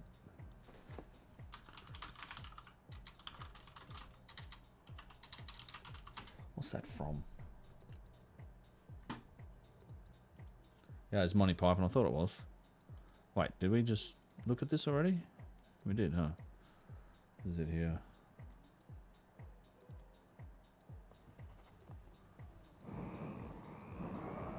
Okay, come on. She's beautiful, she's rich, she's got huge tracts of land.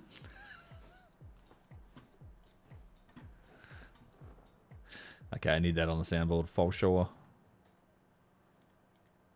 Alright, next. That's our erratic. And again, I think it looks great from up here. Crop circles, man. Is he writing something?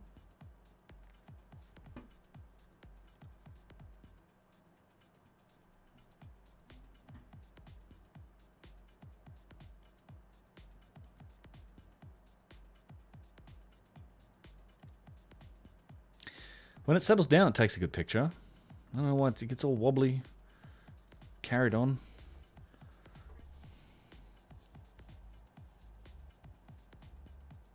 I believe we're descending.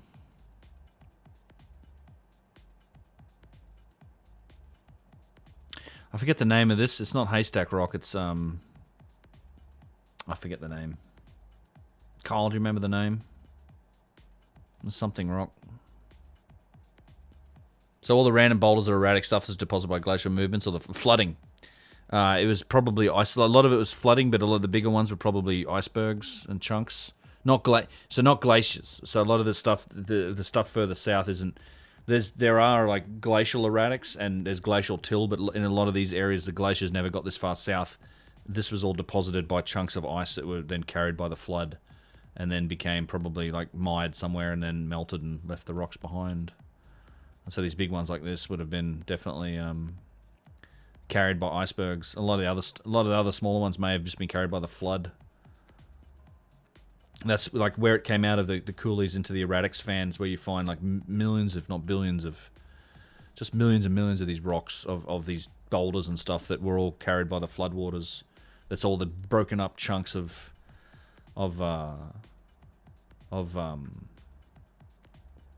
basalt. See how the fuck it's doing that for? I have no idea. Like, hola, 7 senses. Ben, do you think it's worth going on a rather cheap Egypt trip before going to a group tour with the YouTubers? I mean, you go through the Great Pyramid for $15. My friend wants to cheap it, and I'm not sure what to do. Like, yeah, no, it's worth both. Both methods have their benefits. You know, you can definitely, as I tell people all the time, you can definitely see Egypt cheaper than the way that I do it. And I'd recommend anyone wants to do that. If money's a concern, go. If you know you want to save money, get yourself to Egypt. Hire a guide. You don't even have to go to Upper Egypt. You know, you can stay in the Cairo area. There's an awful lot to see. Dashur, Saqqara, Giza. You're just not going to get the same experience. Like my trips are focused on the special permissions, and it's it's like 5 stars. So we stay in nice hotels. We do a Nile cruise. It's a good experience. You know, we're all looked after. It's got all the security and all the stuff that's required in that. But then we also do. We get down into the Osiris shaft. We get down into the Assyrian. We rent the Great Pyramid for 2 hours, and your $15 or your standard whatever it is 100 Egyptian pound ticket to get in there. That you get in there during the tourist day, but you're only going to get to the Grand Gallery and the King's Chamber. You can't get to. They lock off the Queen's Chamber and Subterranean Chamber, which you'll see on my trip if you go, and we have it to ourselves. There's no other tourists there. All the chambers are open. That's the difference. Like that's honestly where it lies. It's in the special permissions and then also we're flying up to Upper Egypt. We're doing the Nile cruise. We're going to Aswan Quarry. We're going to Karnak and Luxor and all that other stuff. But if you want to get, I would say go to it rather if going there on the cheap or cheaper version is the only way you're going to see Egypt, then go do that 100%. You can also try and hire Yusuf. He's not the cheapest either. Like it'll cost you money. A few $100 a day or something if you want to hire him as a guide. But if you have a couple people, it's worth it. And you can get into the Serapeum. So, What is the standard model explanation for, if not for flooding? It is, so it is the, we jam with Yusuf, sure. Yeah, this is true. The standard model is flooding. There's it's the aliens. Yeah, must be the aliens. The standard model is flooding, but the dispute lies in how many floods. Like, it's like, because Brett's, it used to be, no mega floods, like only uniformitarianism. Then Brett's came along, kind of changed it, the paradigm to, yep, okay, there were some, it was a catastrophic flood. And now they've slowly moved away from that to a whole bunch of like smaller catastrophic floods that all rely on the redamming of glacial Lake Missoula, which is one of the problems that Randall has with it, and I think he's onto something with that, at least from my limited research on the topic. So that's where the dispute is. It's like, was it one event? Was it 40 events? You know, like 40 floods. I think the evidence is kind of behind the idea that it was probably one. Particularly, I think it was one of the massive pulses of meltwater pulses was likely the result of this. How's the Scablands, mate? Lord Grimser, what died? Scablands good, mate. Yeah, we're reviewing it now. It's good. It was a good trip. Oh, what happened? You know, a bunch of people just turned up on the YouTube channel. Hello, everyone. Hope we're all doing well. Reviewing some of the footage from the Scablands. Yeah, it's wibble wobbling. So there's Russ's drone. He might not have binned it yet, but he does bin it on this road here. I don't know if I capture it. Maybe I do. Look up if I curl it up. There's Russ still piloting.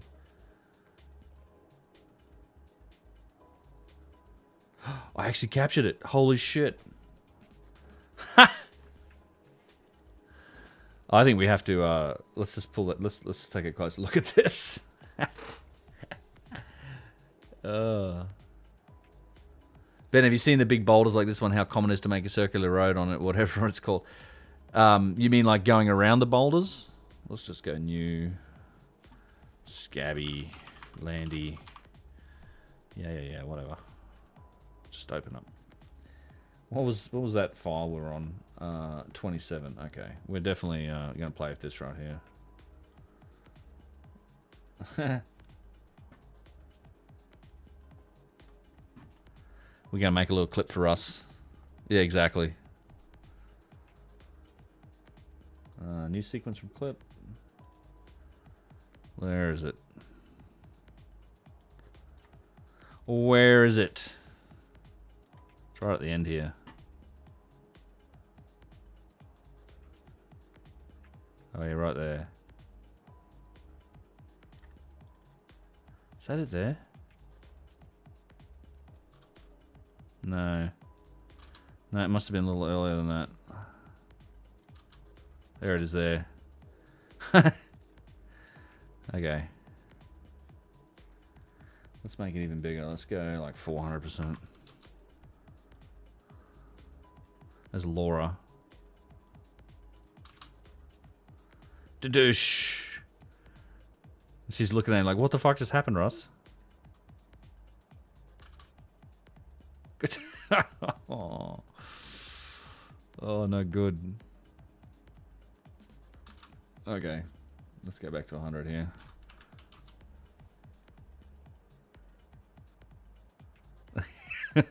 Oh, it sucks. That must suck. I mean, I've crashed a drone before too, but not like that. I mean, I got away with it at the last one. I did capture it. Yeah. Shit.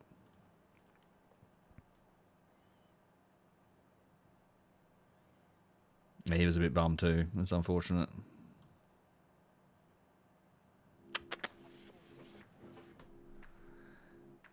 Yeah, we've been going through all the drone footage right now. Let's just close that. We won't save that. I'll pull that out in a minute, but I'll tell him that I did capture it. Interesting. So the other part that I kind of want to get to here is what happened with the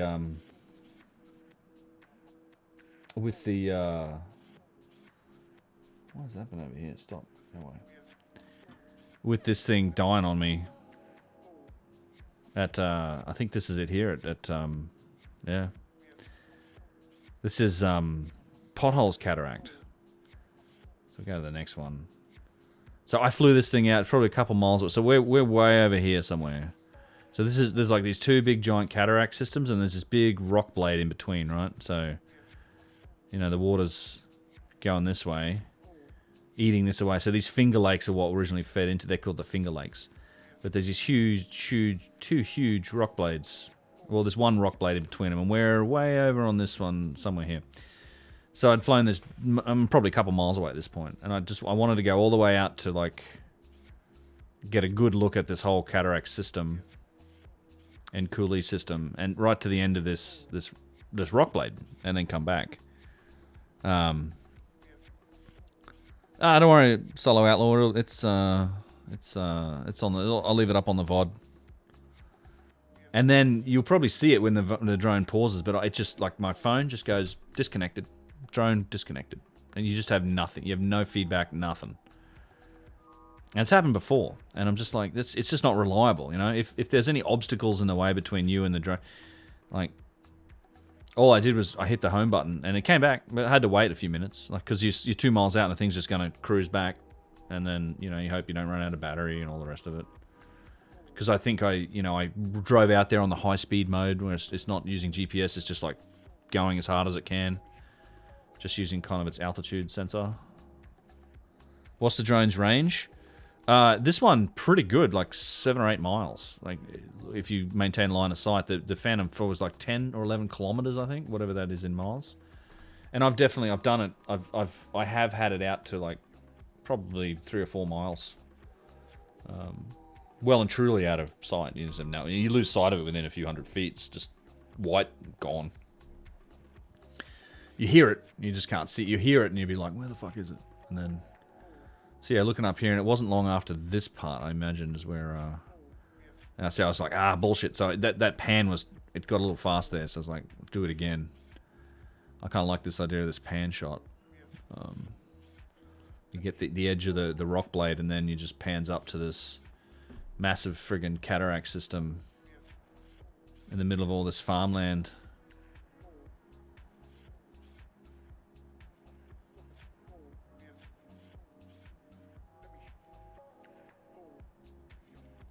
I can't explain it. And I got the drone right back to me, landed it, and then it's right next to me, and it's still saying disconnected. So it's something to do with the phone or the control. So the controller never lost. The actual radio controller is always in contact with the drone. Like, I don't think I lost radio signal. Like, even when I got it back and it says disconnected, I can tilt the camera up and down, and that all works. And obviously the home button worked because I got it back. I was just like, I pressed it. I was like, I really thought I'd lost it. I was like, oh, if this is actually disconnected from the thing, I'm never getting it back. But I mean, because it'll wait. Even if you lose connection, it'll wait till it gets to like 25 or 30%. I think it's 20% battery I'd set to, where it automatically comes to home. But I was so far out, it may not have had enough battery power to get all the way back at that point.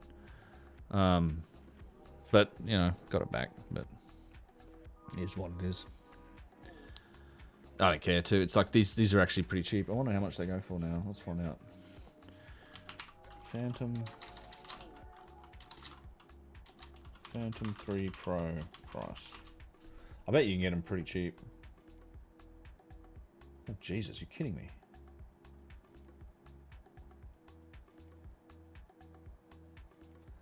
It's like one's at $1,500 in Walmart, which I'm like, that's bullshit. And then on eBay, it's like, yeah, it's like DJI Phantom 3 4K quadcopter only, plus accessories, slight something. That's $160 on eBay. So this is definitely on. I must have hit the return to home button because it's just flying. It's flying straight back towards us and nothing's moving. It's just cruising back. Slight damage. Oh, there's no camera on it? No camera, huh? Does not include camera. Okay, so you can buy one of these for like $160, just like the body without the camera bit. I wonder how much the actual thing is with the camera. I guess it's all secondhand now because these are You don't really... I don't even... They even know if they make the Phantoms anymore. I think they have the...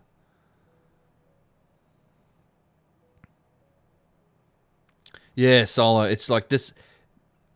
Oh, placed off center on purpose and roundabout by road workers. Pretty similar to the ancient. Then people got pissed because it's not... Yeah. I love that idea, actually. It's like, it's not symmetrical. Yep. Well, suck it up. Yeah, so there's one... So I guess it doesn't really, I don't know how much I don't know if they even make the Phantoms anymore. I don't know what DJI makes. I think they're rolled to the Mavics, and that's their sort of premium drone. Let's find out. Let's see what Mavic drones. What do they even sell these days? Mavic Pro, just like DJI. Oh, it's DJI, isn't it? For your attention, the Mavic Pro is no longer in production. DJI. Let's just go to DJI. Consumer. No, they do. Professional grade aerial imaging. Phantom 4 Pro V 2.0. So they do make them. We have the Mavic series and the FPV series. And the professional drones, I think they still have the Inspire. Yeah. And the gimbaled cameras.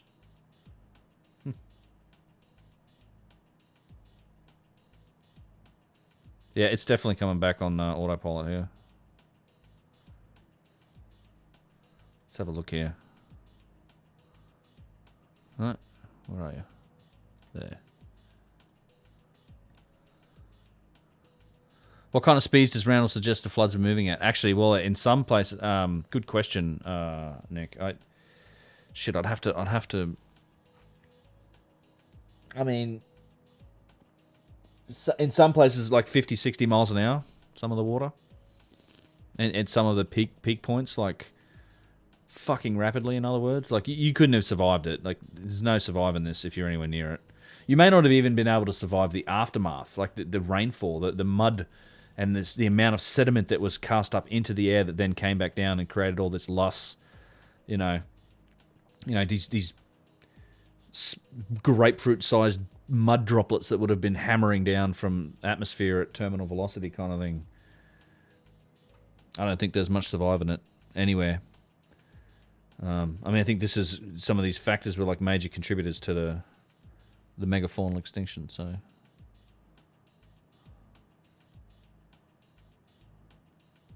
How big was the original comet that caused the cataclysm? And where are the exact mud flood locations in contrast to the Atlantic Ocean water? You just got to watch his pod. Yeah. So I think that Randall's theory, and I like this, he's got some justification for it. He's got a map. You can almost see like almost 10 impact locations, including like at Saginaw Bay, but also sort of north and northwest of there. Saginaw Bay, which is the source, may have been the source for the outburst that triggered, that created the Carolina Bays.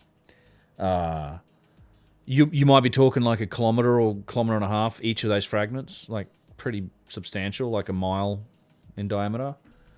Probably all chunks of the same broken up asteroid piece, and then all broken up comet.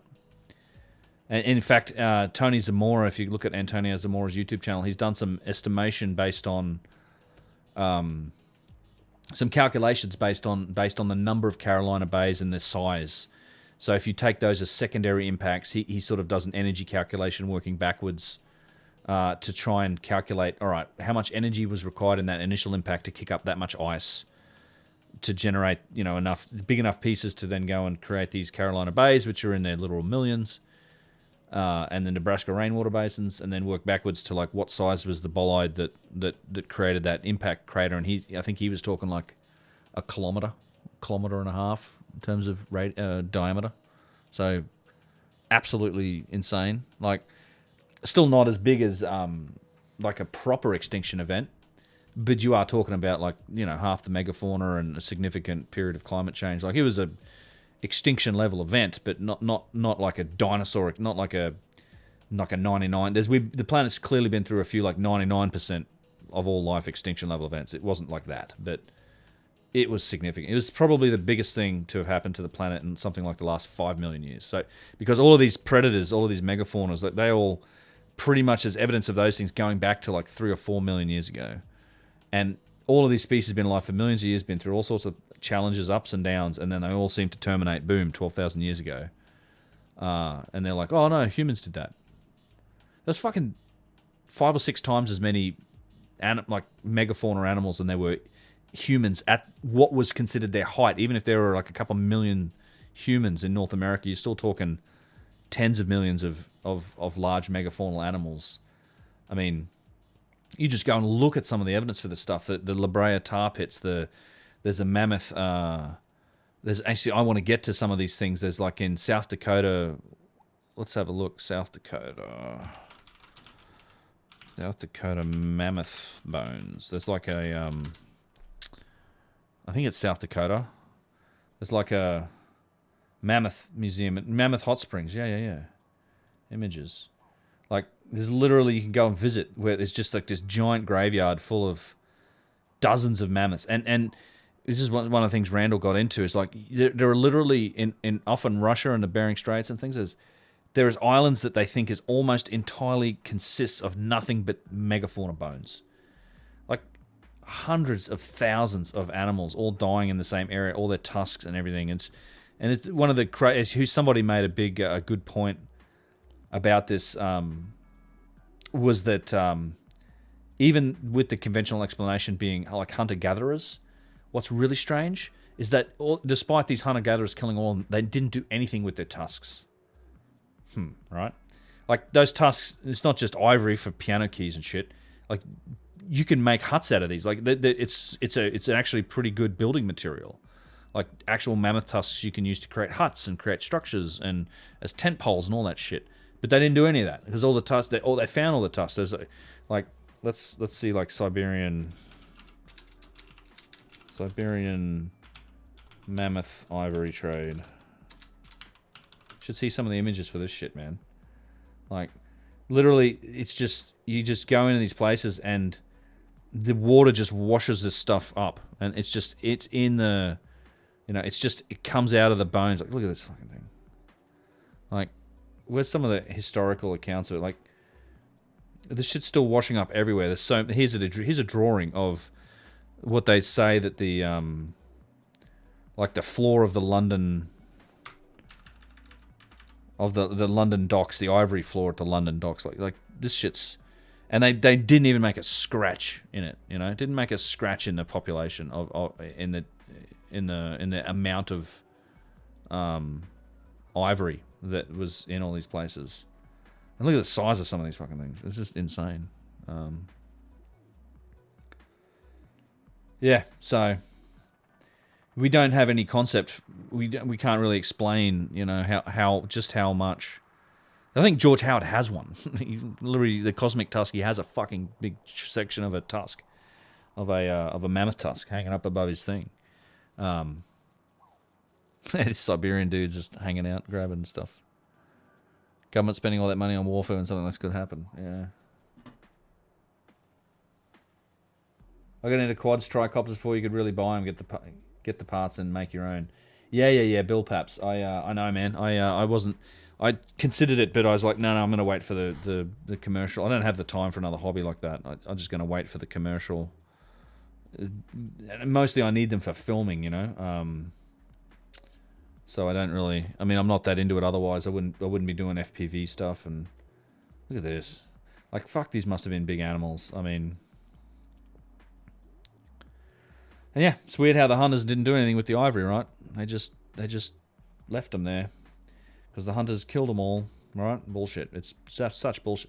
And then as Randall goes through this epic example of one of these mammoths that had been found, like, literally as if, its fucking shoulder was near its hip was near its shoulder. It had broken its femur in a couple of places, but its feet were intact. So it's as if there's all this evidence in a few examples of, like, the thing stepped into the ground, its foot sunk in, and then it was basically sheared off above that and smashed as if like squished flat, like a fucking cosmic piano fell on it. Like, and this is the idea. So obviously, I think this correlates to evidence for an airburst and like an actual mammoth getting caught in the shockwave from a gargantuan airburst, because there would have not just been impactors on the ground, but you would have had a lot of airbursts go off as well. In fact, some of these impact sites could have been the results of airbursts. They think Tunguska was an airburst now. Tal El Haman, which we can get into here shortly, may have been an airburst. But there's all this evidence that this thing, like, its feet were the only thing, because it was they were in the ground. But the rest of this mammoth was absolutely smashed to the point where you're breaking mammoth femurs. Like, that's not easy. Like, try to break the goddamn leg bone on a mammoth, and it's all jumbled up. Like, its ribs were up near its head. It just got smashed. And there's a ton of and where you find these sort of remains, you also find the evidence of trees and smashed. There's a couple of books that were written by, I forget the name, one of these, an early American geologist that was exploring the evidence for catastrophic damage.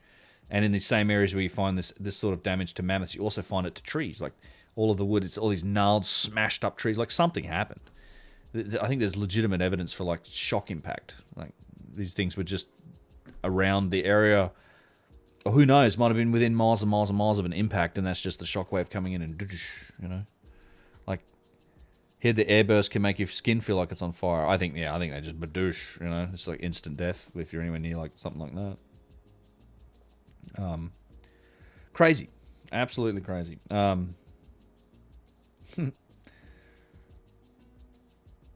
yeah, alright. So it came back. I got it back at this point. Then I got all mad at it. And, did I take off again? Yeah, I did. I sort of flew it around for a bit. And this is where we're all hanging out at the,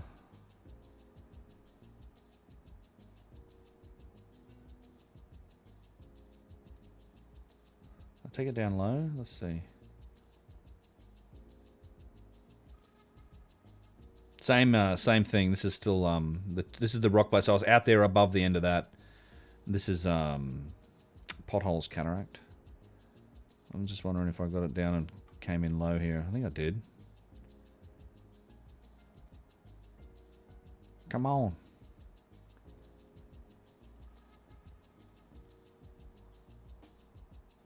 And here we go, zooming around over people.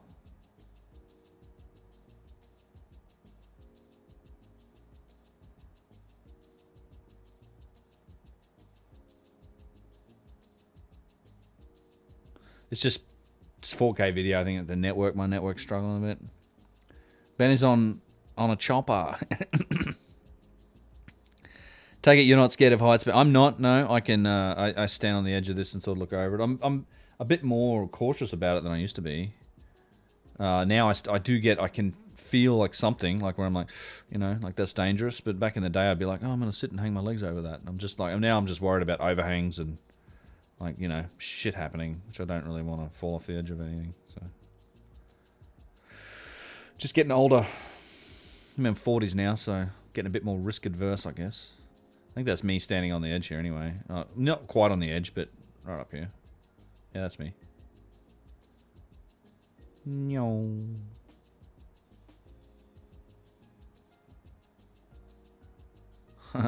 Back to the chopper. We did have beautiful weather. We had one day where it looked like it was going to rain, and then the rest of it was just gorgeous. And I ran into some rain on the way back.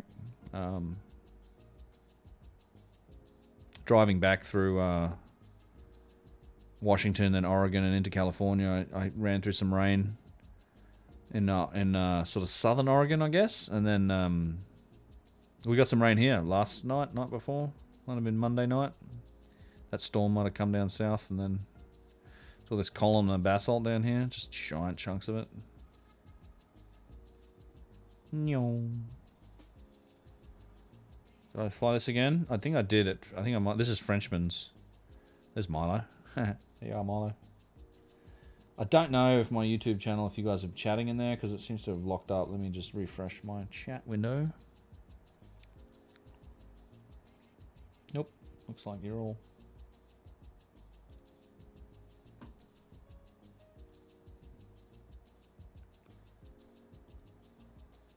Same thing, right? Another coolie. They were having some rock climbing event in here. These guys were all climbing the sides of these walls. So I don't know why it's doing this, like tilting around. And it wasn't that windy. It's like a sensor going a bit balked in here for some reason. Having bedtime stories from old Randall, yeah.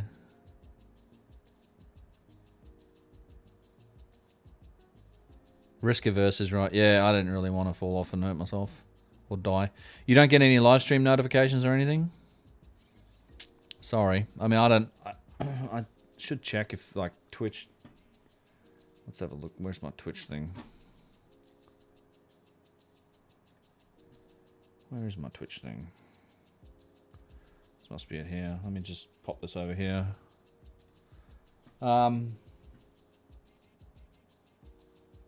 I don't know if it should send notifications.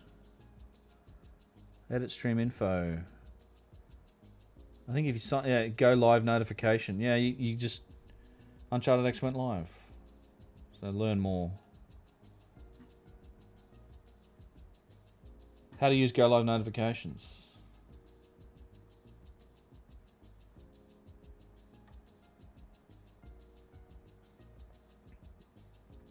Yeah. Go live notifications are reviewed by Automod and won't send if you enter anything you wouldn't say to Graham. Yeah, sure. I don't, it's just like I've gone live. Go live notifications are limited to 1 per 4-hour broadcast session. So you should get the notification. I don't know why. I don't know. That's stupid though. You should get it.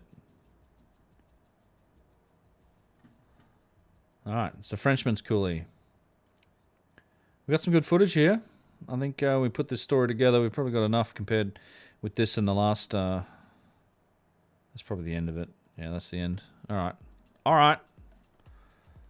Alright. What else did we have? It was a little bit, few videos here. Let's just check those out on the phone videos. Which will probably be audio. Up there you see Banks. Upside down, of course.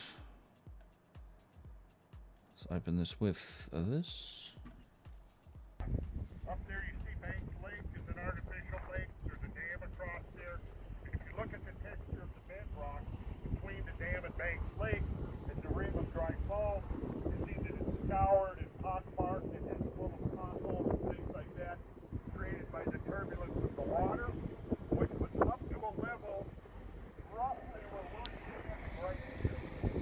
So it reached from here right on across. It was 400 feet deep at the rim of the cataract. So 400 feet deep at the rim of the cataracts.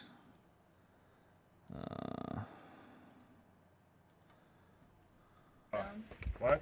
They're in the splash zone. Yeah, it looked like they were in the splash zone, yes. And they're probably not going to appreciate.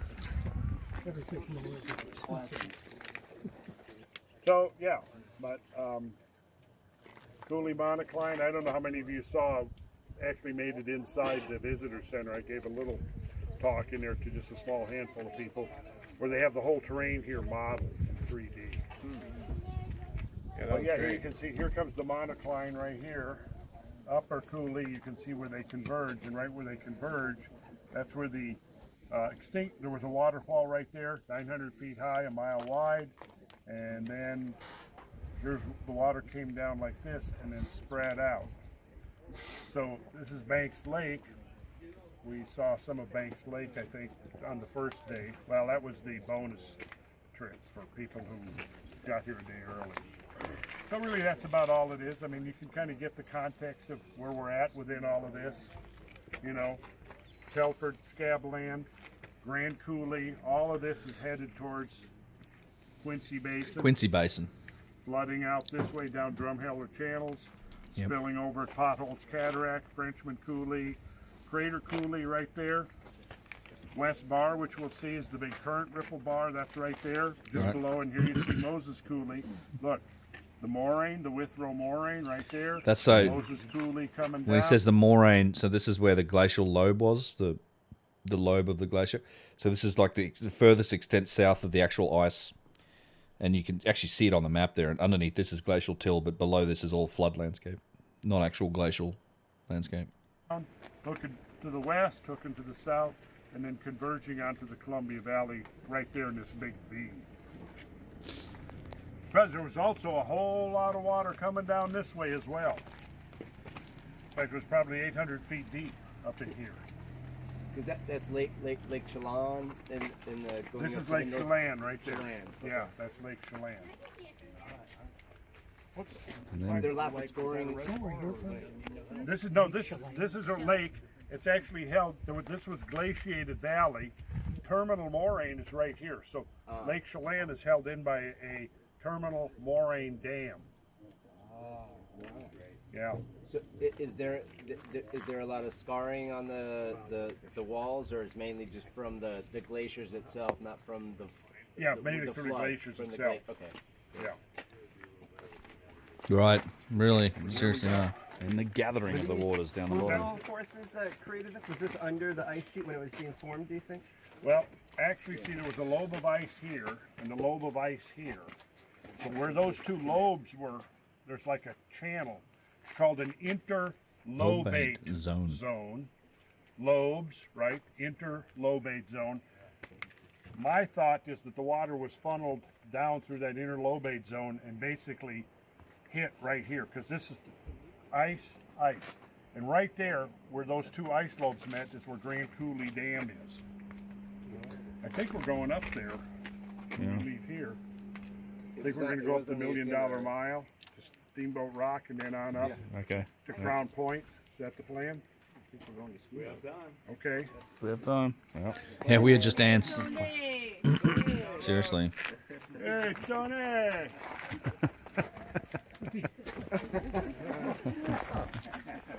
He's not with us.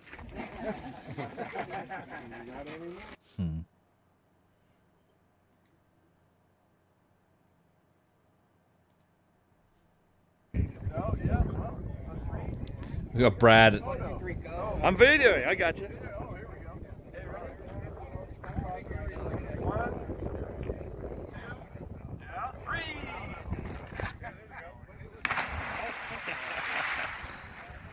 Let's see Brad's form again here. How much till and topsoil is removed to explode the basalt? I mean, in some places, probably a couple 100 feet. I don't know exactly. We don't really know. Yeah. See we actually, a couple of people recognized Randall and came up and met him, and it's actually me too. Some guy was literally staying in the resort, and he came up. Oh, you Uncharted X? I'm like, yeah. I was like, oh, I watch your shit all the time. I was like, okay, this is kind of strange, but yeah, someone did recognize Randall, like literally rubbernecked as we drove past in Frenchman's Coulee. They're up there doing something. It's a guy with like a YouTube channel or whatever, and they were like, "What the fuck?" I'm like, it was like, this Randall's probably hanging out the window taking a picture or something. I was driving Randall. I drive him every day. I'm like, he just looked at us and he goes, and I'm like, yeah, no, I'm not Nick at all. But some guy did actually. It was the first time that's happened. Actually, funnily enough, it happened in Soap Lake the last time too. But I'm like, someone they see Randall drive past, it's fucking Randall Carlson, or it's Jerry Garcia, you know. And Jerry Garcia's dead, so it must be Randall Carlson. But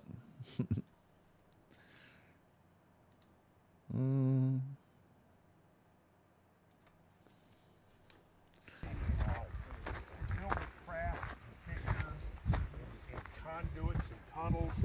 Typically, these die. Snake bro.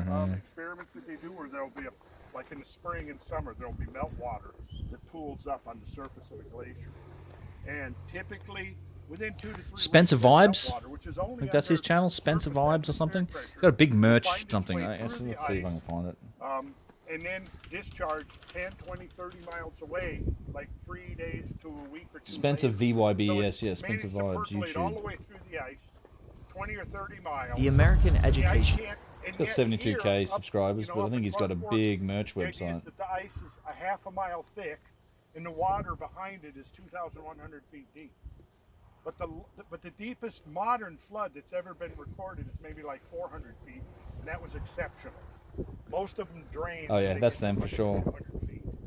So can we really go, okay, well we'll just take that kind of a phenomena and scale it up 3,000 times. And They had a Savannah cat with him. Him and his girlfriend had a Savannah cat, like on a leash that they were running around with. We gotta, I want to get a physicist. Itchy wow, really? Oh, yeah, man. Go, sorry. Okay. Brad's whistling at us. You know what? Brad is like, the aliens, mother, the computer on the spaceship.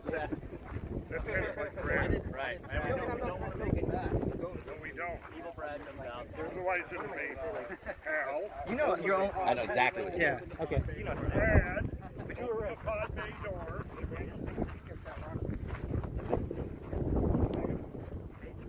Well, you can see how sweaty my hat got, at least. Jesus Christ. I would say 3/4. Haven't looked at any of this. You guys get to go through it with me. So twins. This is at Twin Sisters at Wallula Gap.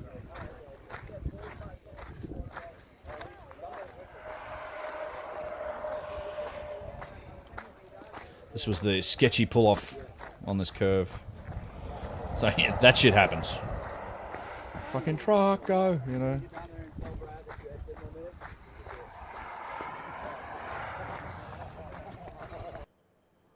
And then in the 1998, when Brad and I came out, we couldn't find anybody to let us in, so we kind of surreptitiously. Oh, you've been here since 19. Uncle Russ calling the party, yeah. Brad's been back once. This is my first time back. Bootman 66, yep. This video will be on the YouTube channel, and it'll be on the Twitch VOD channel for sure. Yeah, those trees are dead. They were just small, like almost like. Did you have to watch out for snakes? Yeah, right. It's definitely. Careful. Yeah, please be careful, because that stuff could give way really easy. And then we'd have to helicopter you out. Either that or just bury you in the mud. Just make sure It is sketchy. we save your camera.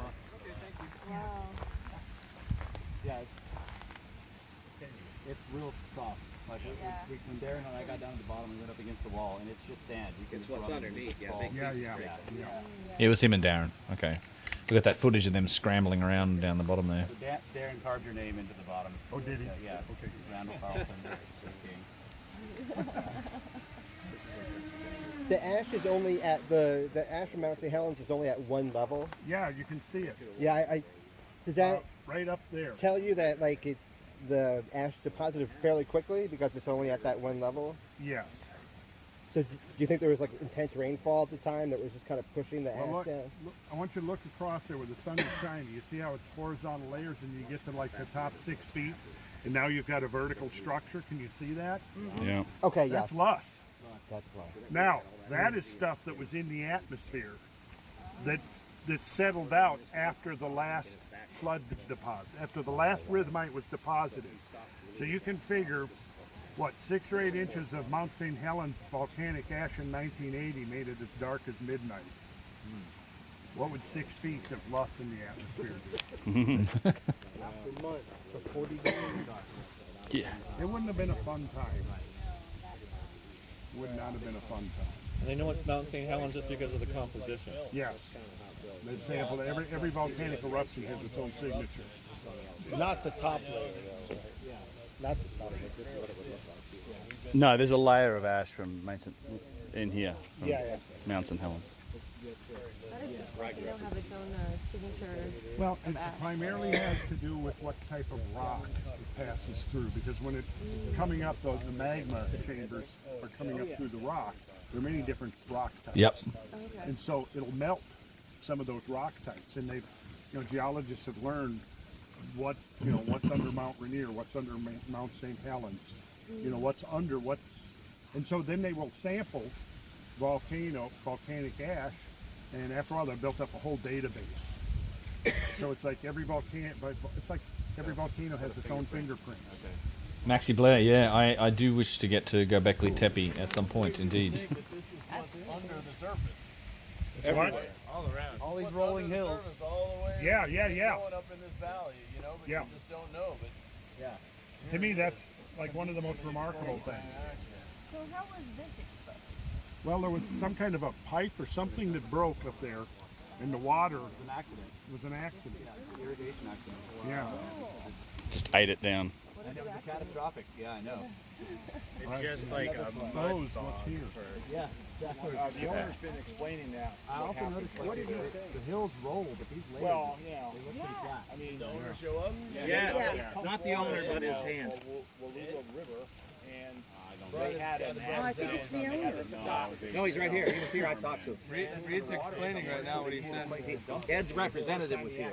Reed, can you explain that again? And then going forward, they use this again and again. You guys, this all right? I haven't seen this, so. I'm thinking if you're done here, you might want to talk to him. Talk to him, Randall. Talk to who? The owner. The owner. He's up there talking with his wife. Yeah. Oh, And If his you son. get the chance, it'd be nice to talk to him. what was he explaining? How this got exposed? Yeah, in the early 20s or sometime in 20s. 20s, okay. 20s, yeah. They pump water. You can see that pumping station over there. That's where Yeah. they pump water. But that may not be it too, because he said he only pumps from October to like May or something, and it's outside that period. So, so they Other had way some around, kind I of think. problem with the line, and it just dumped Or right May here. till Just October. all the water they were pumping came here by accident, and then they had to run over, you know, how many miles? 12 miles to shut it off. So about half of this happened all at once. And then Yeah. every year they do their normal dumping, whatever, you know, or for some kind of maintenance maybe or whatever, they dump here. Okay, so every keep year. Hey, Spencer. Did you by any chance get a close-up of the loss? Yeah. All right. I did too. Okay. Maybe you need to explain the lust at the top. Did 40. Yes. Yeah. Was your group big? It was probably 40 people with Came down right out of the atmosphere after. total with the staff as well. Amount of ice melted. Randall's discussing isostatic depression kind of caused the wobble of the earth, kind of like if you were moving mass from spinning top on one side, just doesn't fit the timeline. Yeah, I know what you mean. It's a possibility. Let's see what else we got.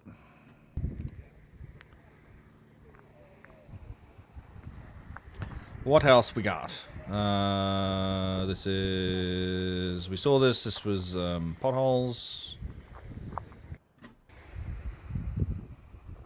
Pardon me. Still potholes. Oh, me looking down the edge. Over the... Standing on the edge. There you go. You're right. Okay. You're all good. Getting the people. And that was it. There you go. All right. There's all my footage. You guys have seen it all. Pretty much. I didn't really take any other footage. I did mostly droned on this one. There was a bunch of good... let me look in the Telegram group real quick.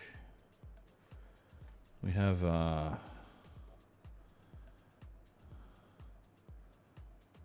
so we just... the streaming, yeah. There's, if you look back through my streams, there'll be a couple streams.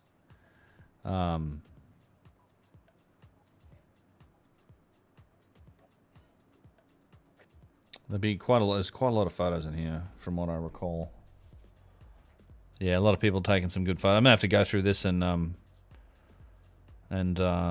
pull out a lot of content. Here we go. This is all the staff. Let's get the Scablands. Yeah, us boys.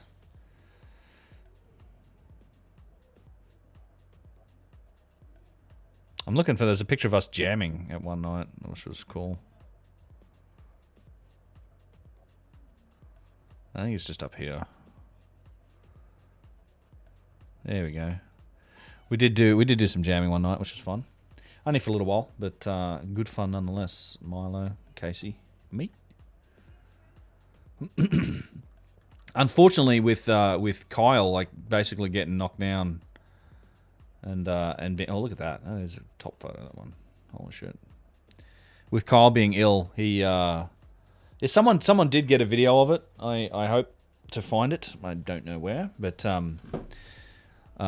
someone did video it for a minute. It was good fun. But yeah, Kyle wasn't, you know, he was like, once he started feeling ill, he like distanced himself from everyone, so he wasn't hanging out, and there wasn't any jamming. There was only like, literally we jammed for like maybe 20 minutes one night. That was about it.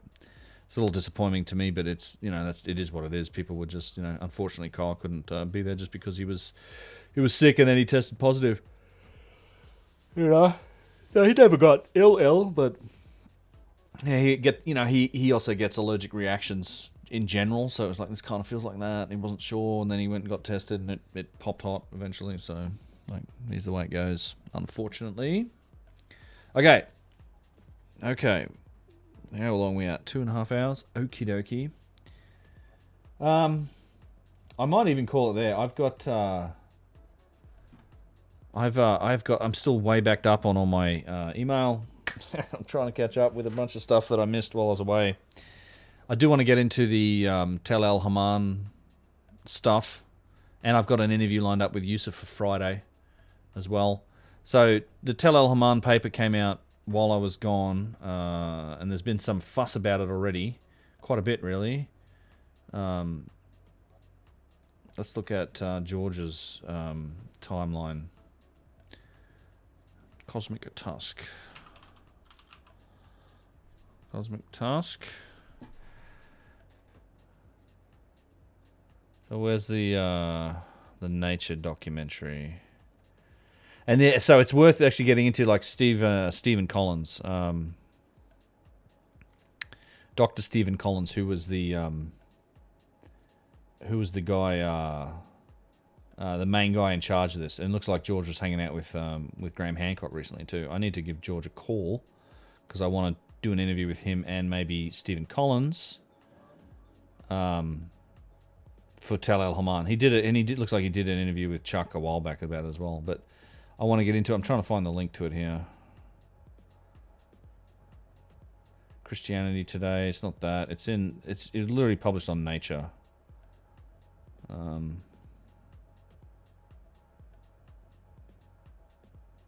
don't know if this is like a Japanese link. Might be. Scientific reports. Yeah, nature.com. Here we go. So, a Tunguska-sized airburst destroyed Tal El Hammam, a middle Bronze Age city in the Jordan Valley near the Dead Sea. And it says here, like, and possibly the earliest site with an oral tradition that was written down, Genesis. So they're basically saying that it was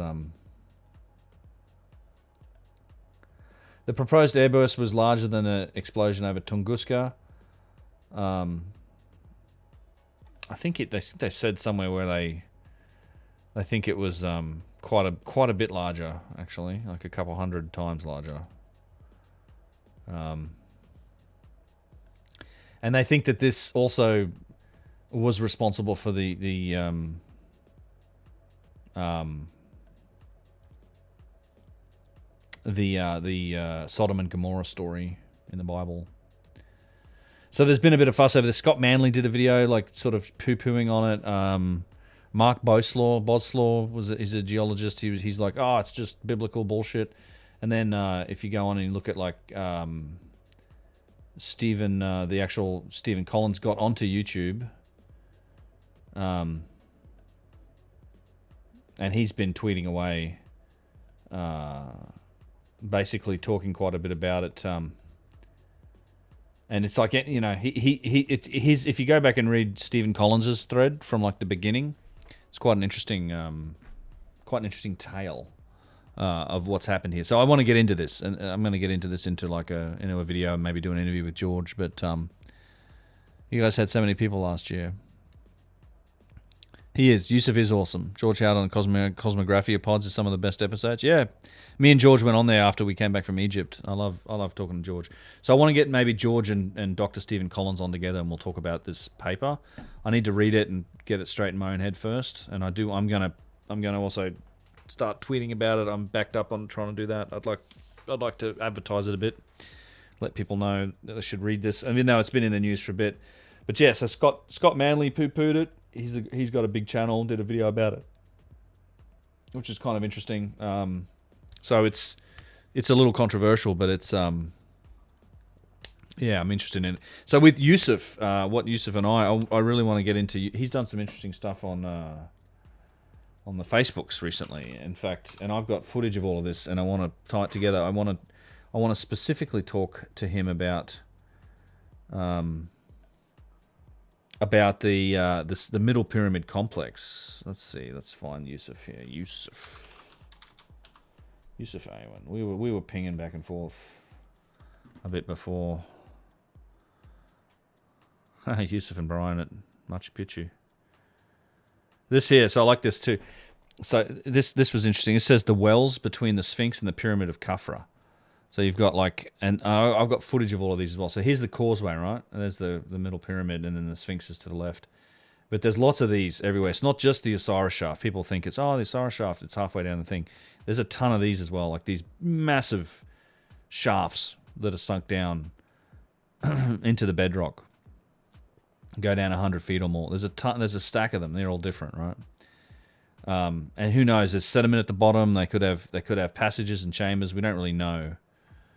But there's all these are wells here, and you have them all up and down the causeway as well. I've probably got a bunch of footage of them. So I did that part 1 of the Middle Pyramid complex, and I've still got to do part 2. So I'm going to try to get that. I want to talk to Yusuf about it because I want to use his clips and talk about this stuff. And I'm going to try to get that done before I leave for Egypt. I think that'd be fun. About acoustics in the star shot, I have not. I need to catch up on that. I have not seen it. I've not seen the latest Ancient Architects video. All right, guys. I think I'm going to wrap it up today there, though. I am still trying to catch up. Thanks for hanging out. It was fun. It's been good. I know we're not on for as long as we normally are. I will get back to it, though. We'll be back on Friday. After I talk to Yusuf, I dare say. I don't think I've got the bandwidth to really support doing that live with you guys as well as talking to him. So I'm just going to try and capture that interview. I'm doing that in the morning, his evening. And then we can maybe go through it on the stream after that. So you guys take it easy. We'll be back on Friday. We'll do as much streaming as I can before I'm taken off to Egypt, and I'll be away for another couple of weeks. But after that, I have no plans to really travel anywhere until the Scablands things, which are sometime next year. I'm not sure exactly when, but we'll get there. But yeah, you guys take it easy, and I'll be messaging out to all the patrons and people here shortly, trying to catch up on email. And yeah, you guys take it easy, have fun, and we'll see you in the next one. All right, guys. Oh, where's my mouse? Here it is. Later. See you in the next one. Bye-bye.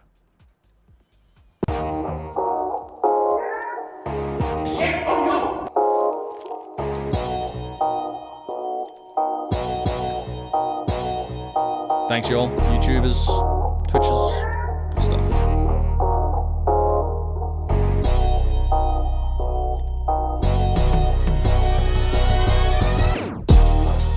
Uncharted X on YouTube.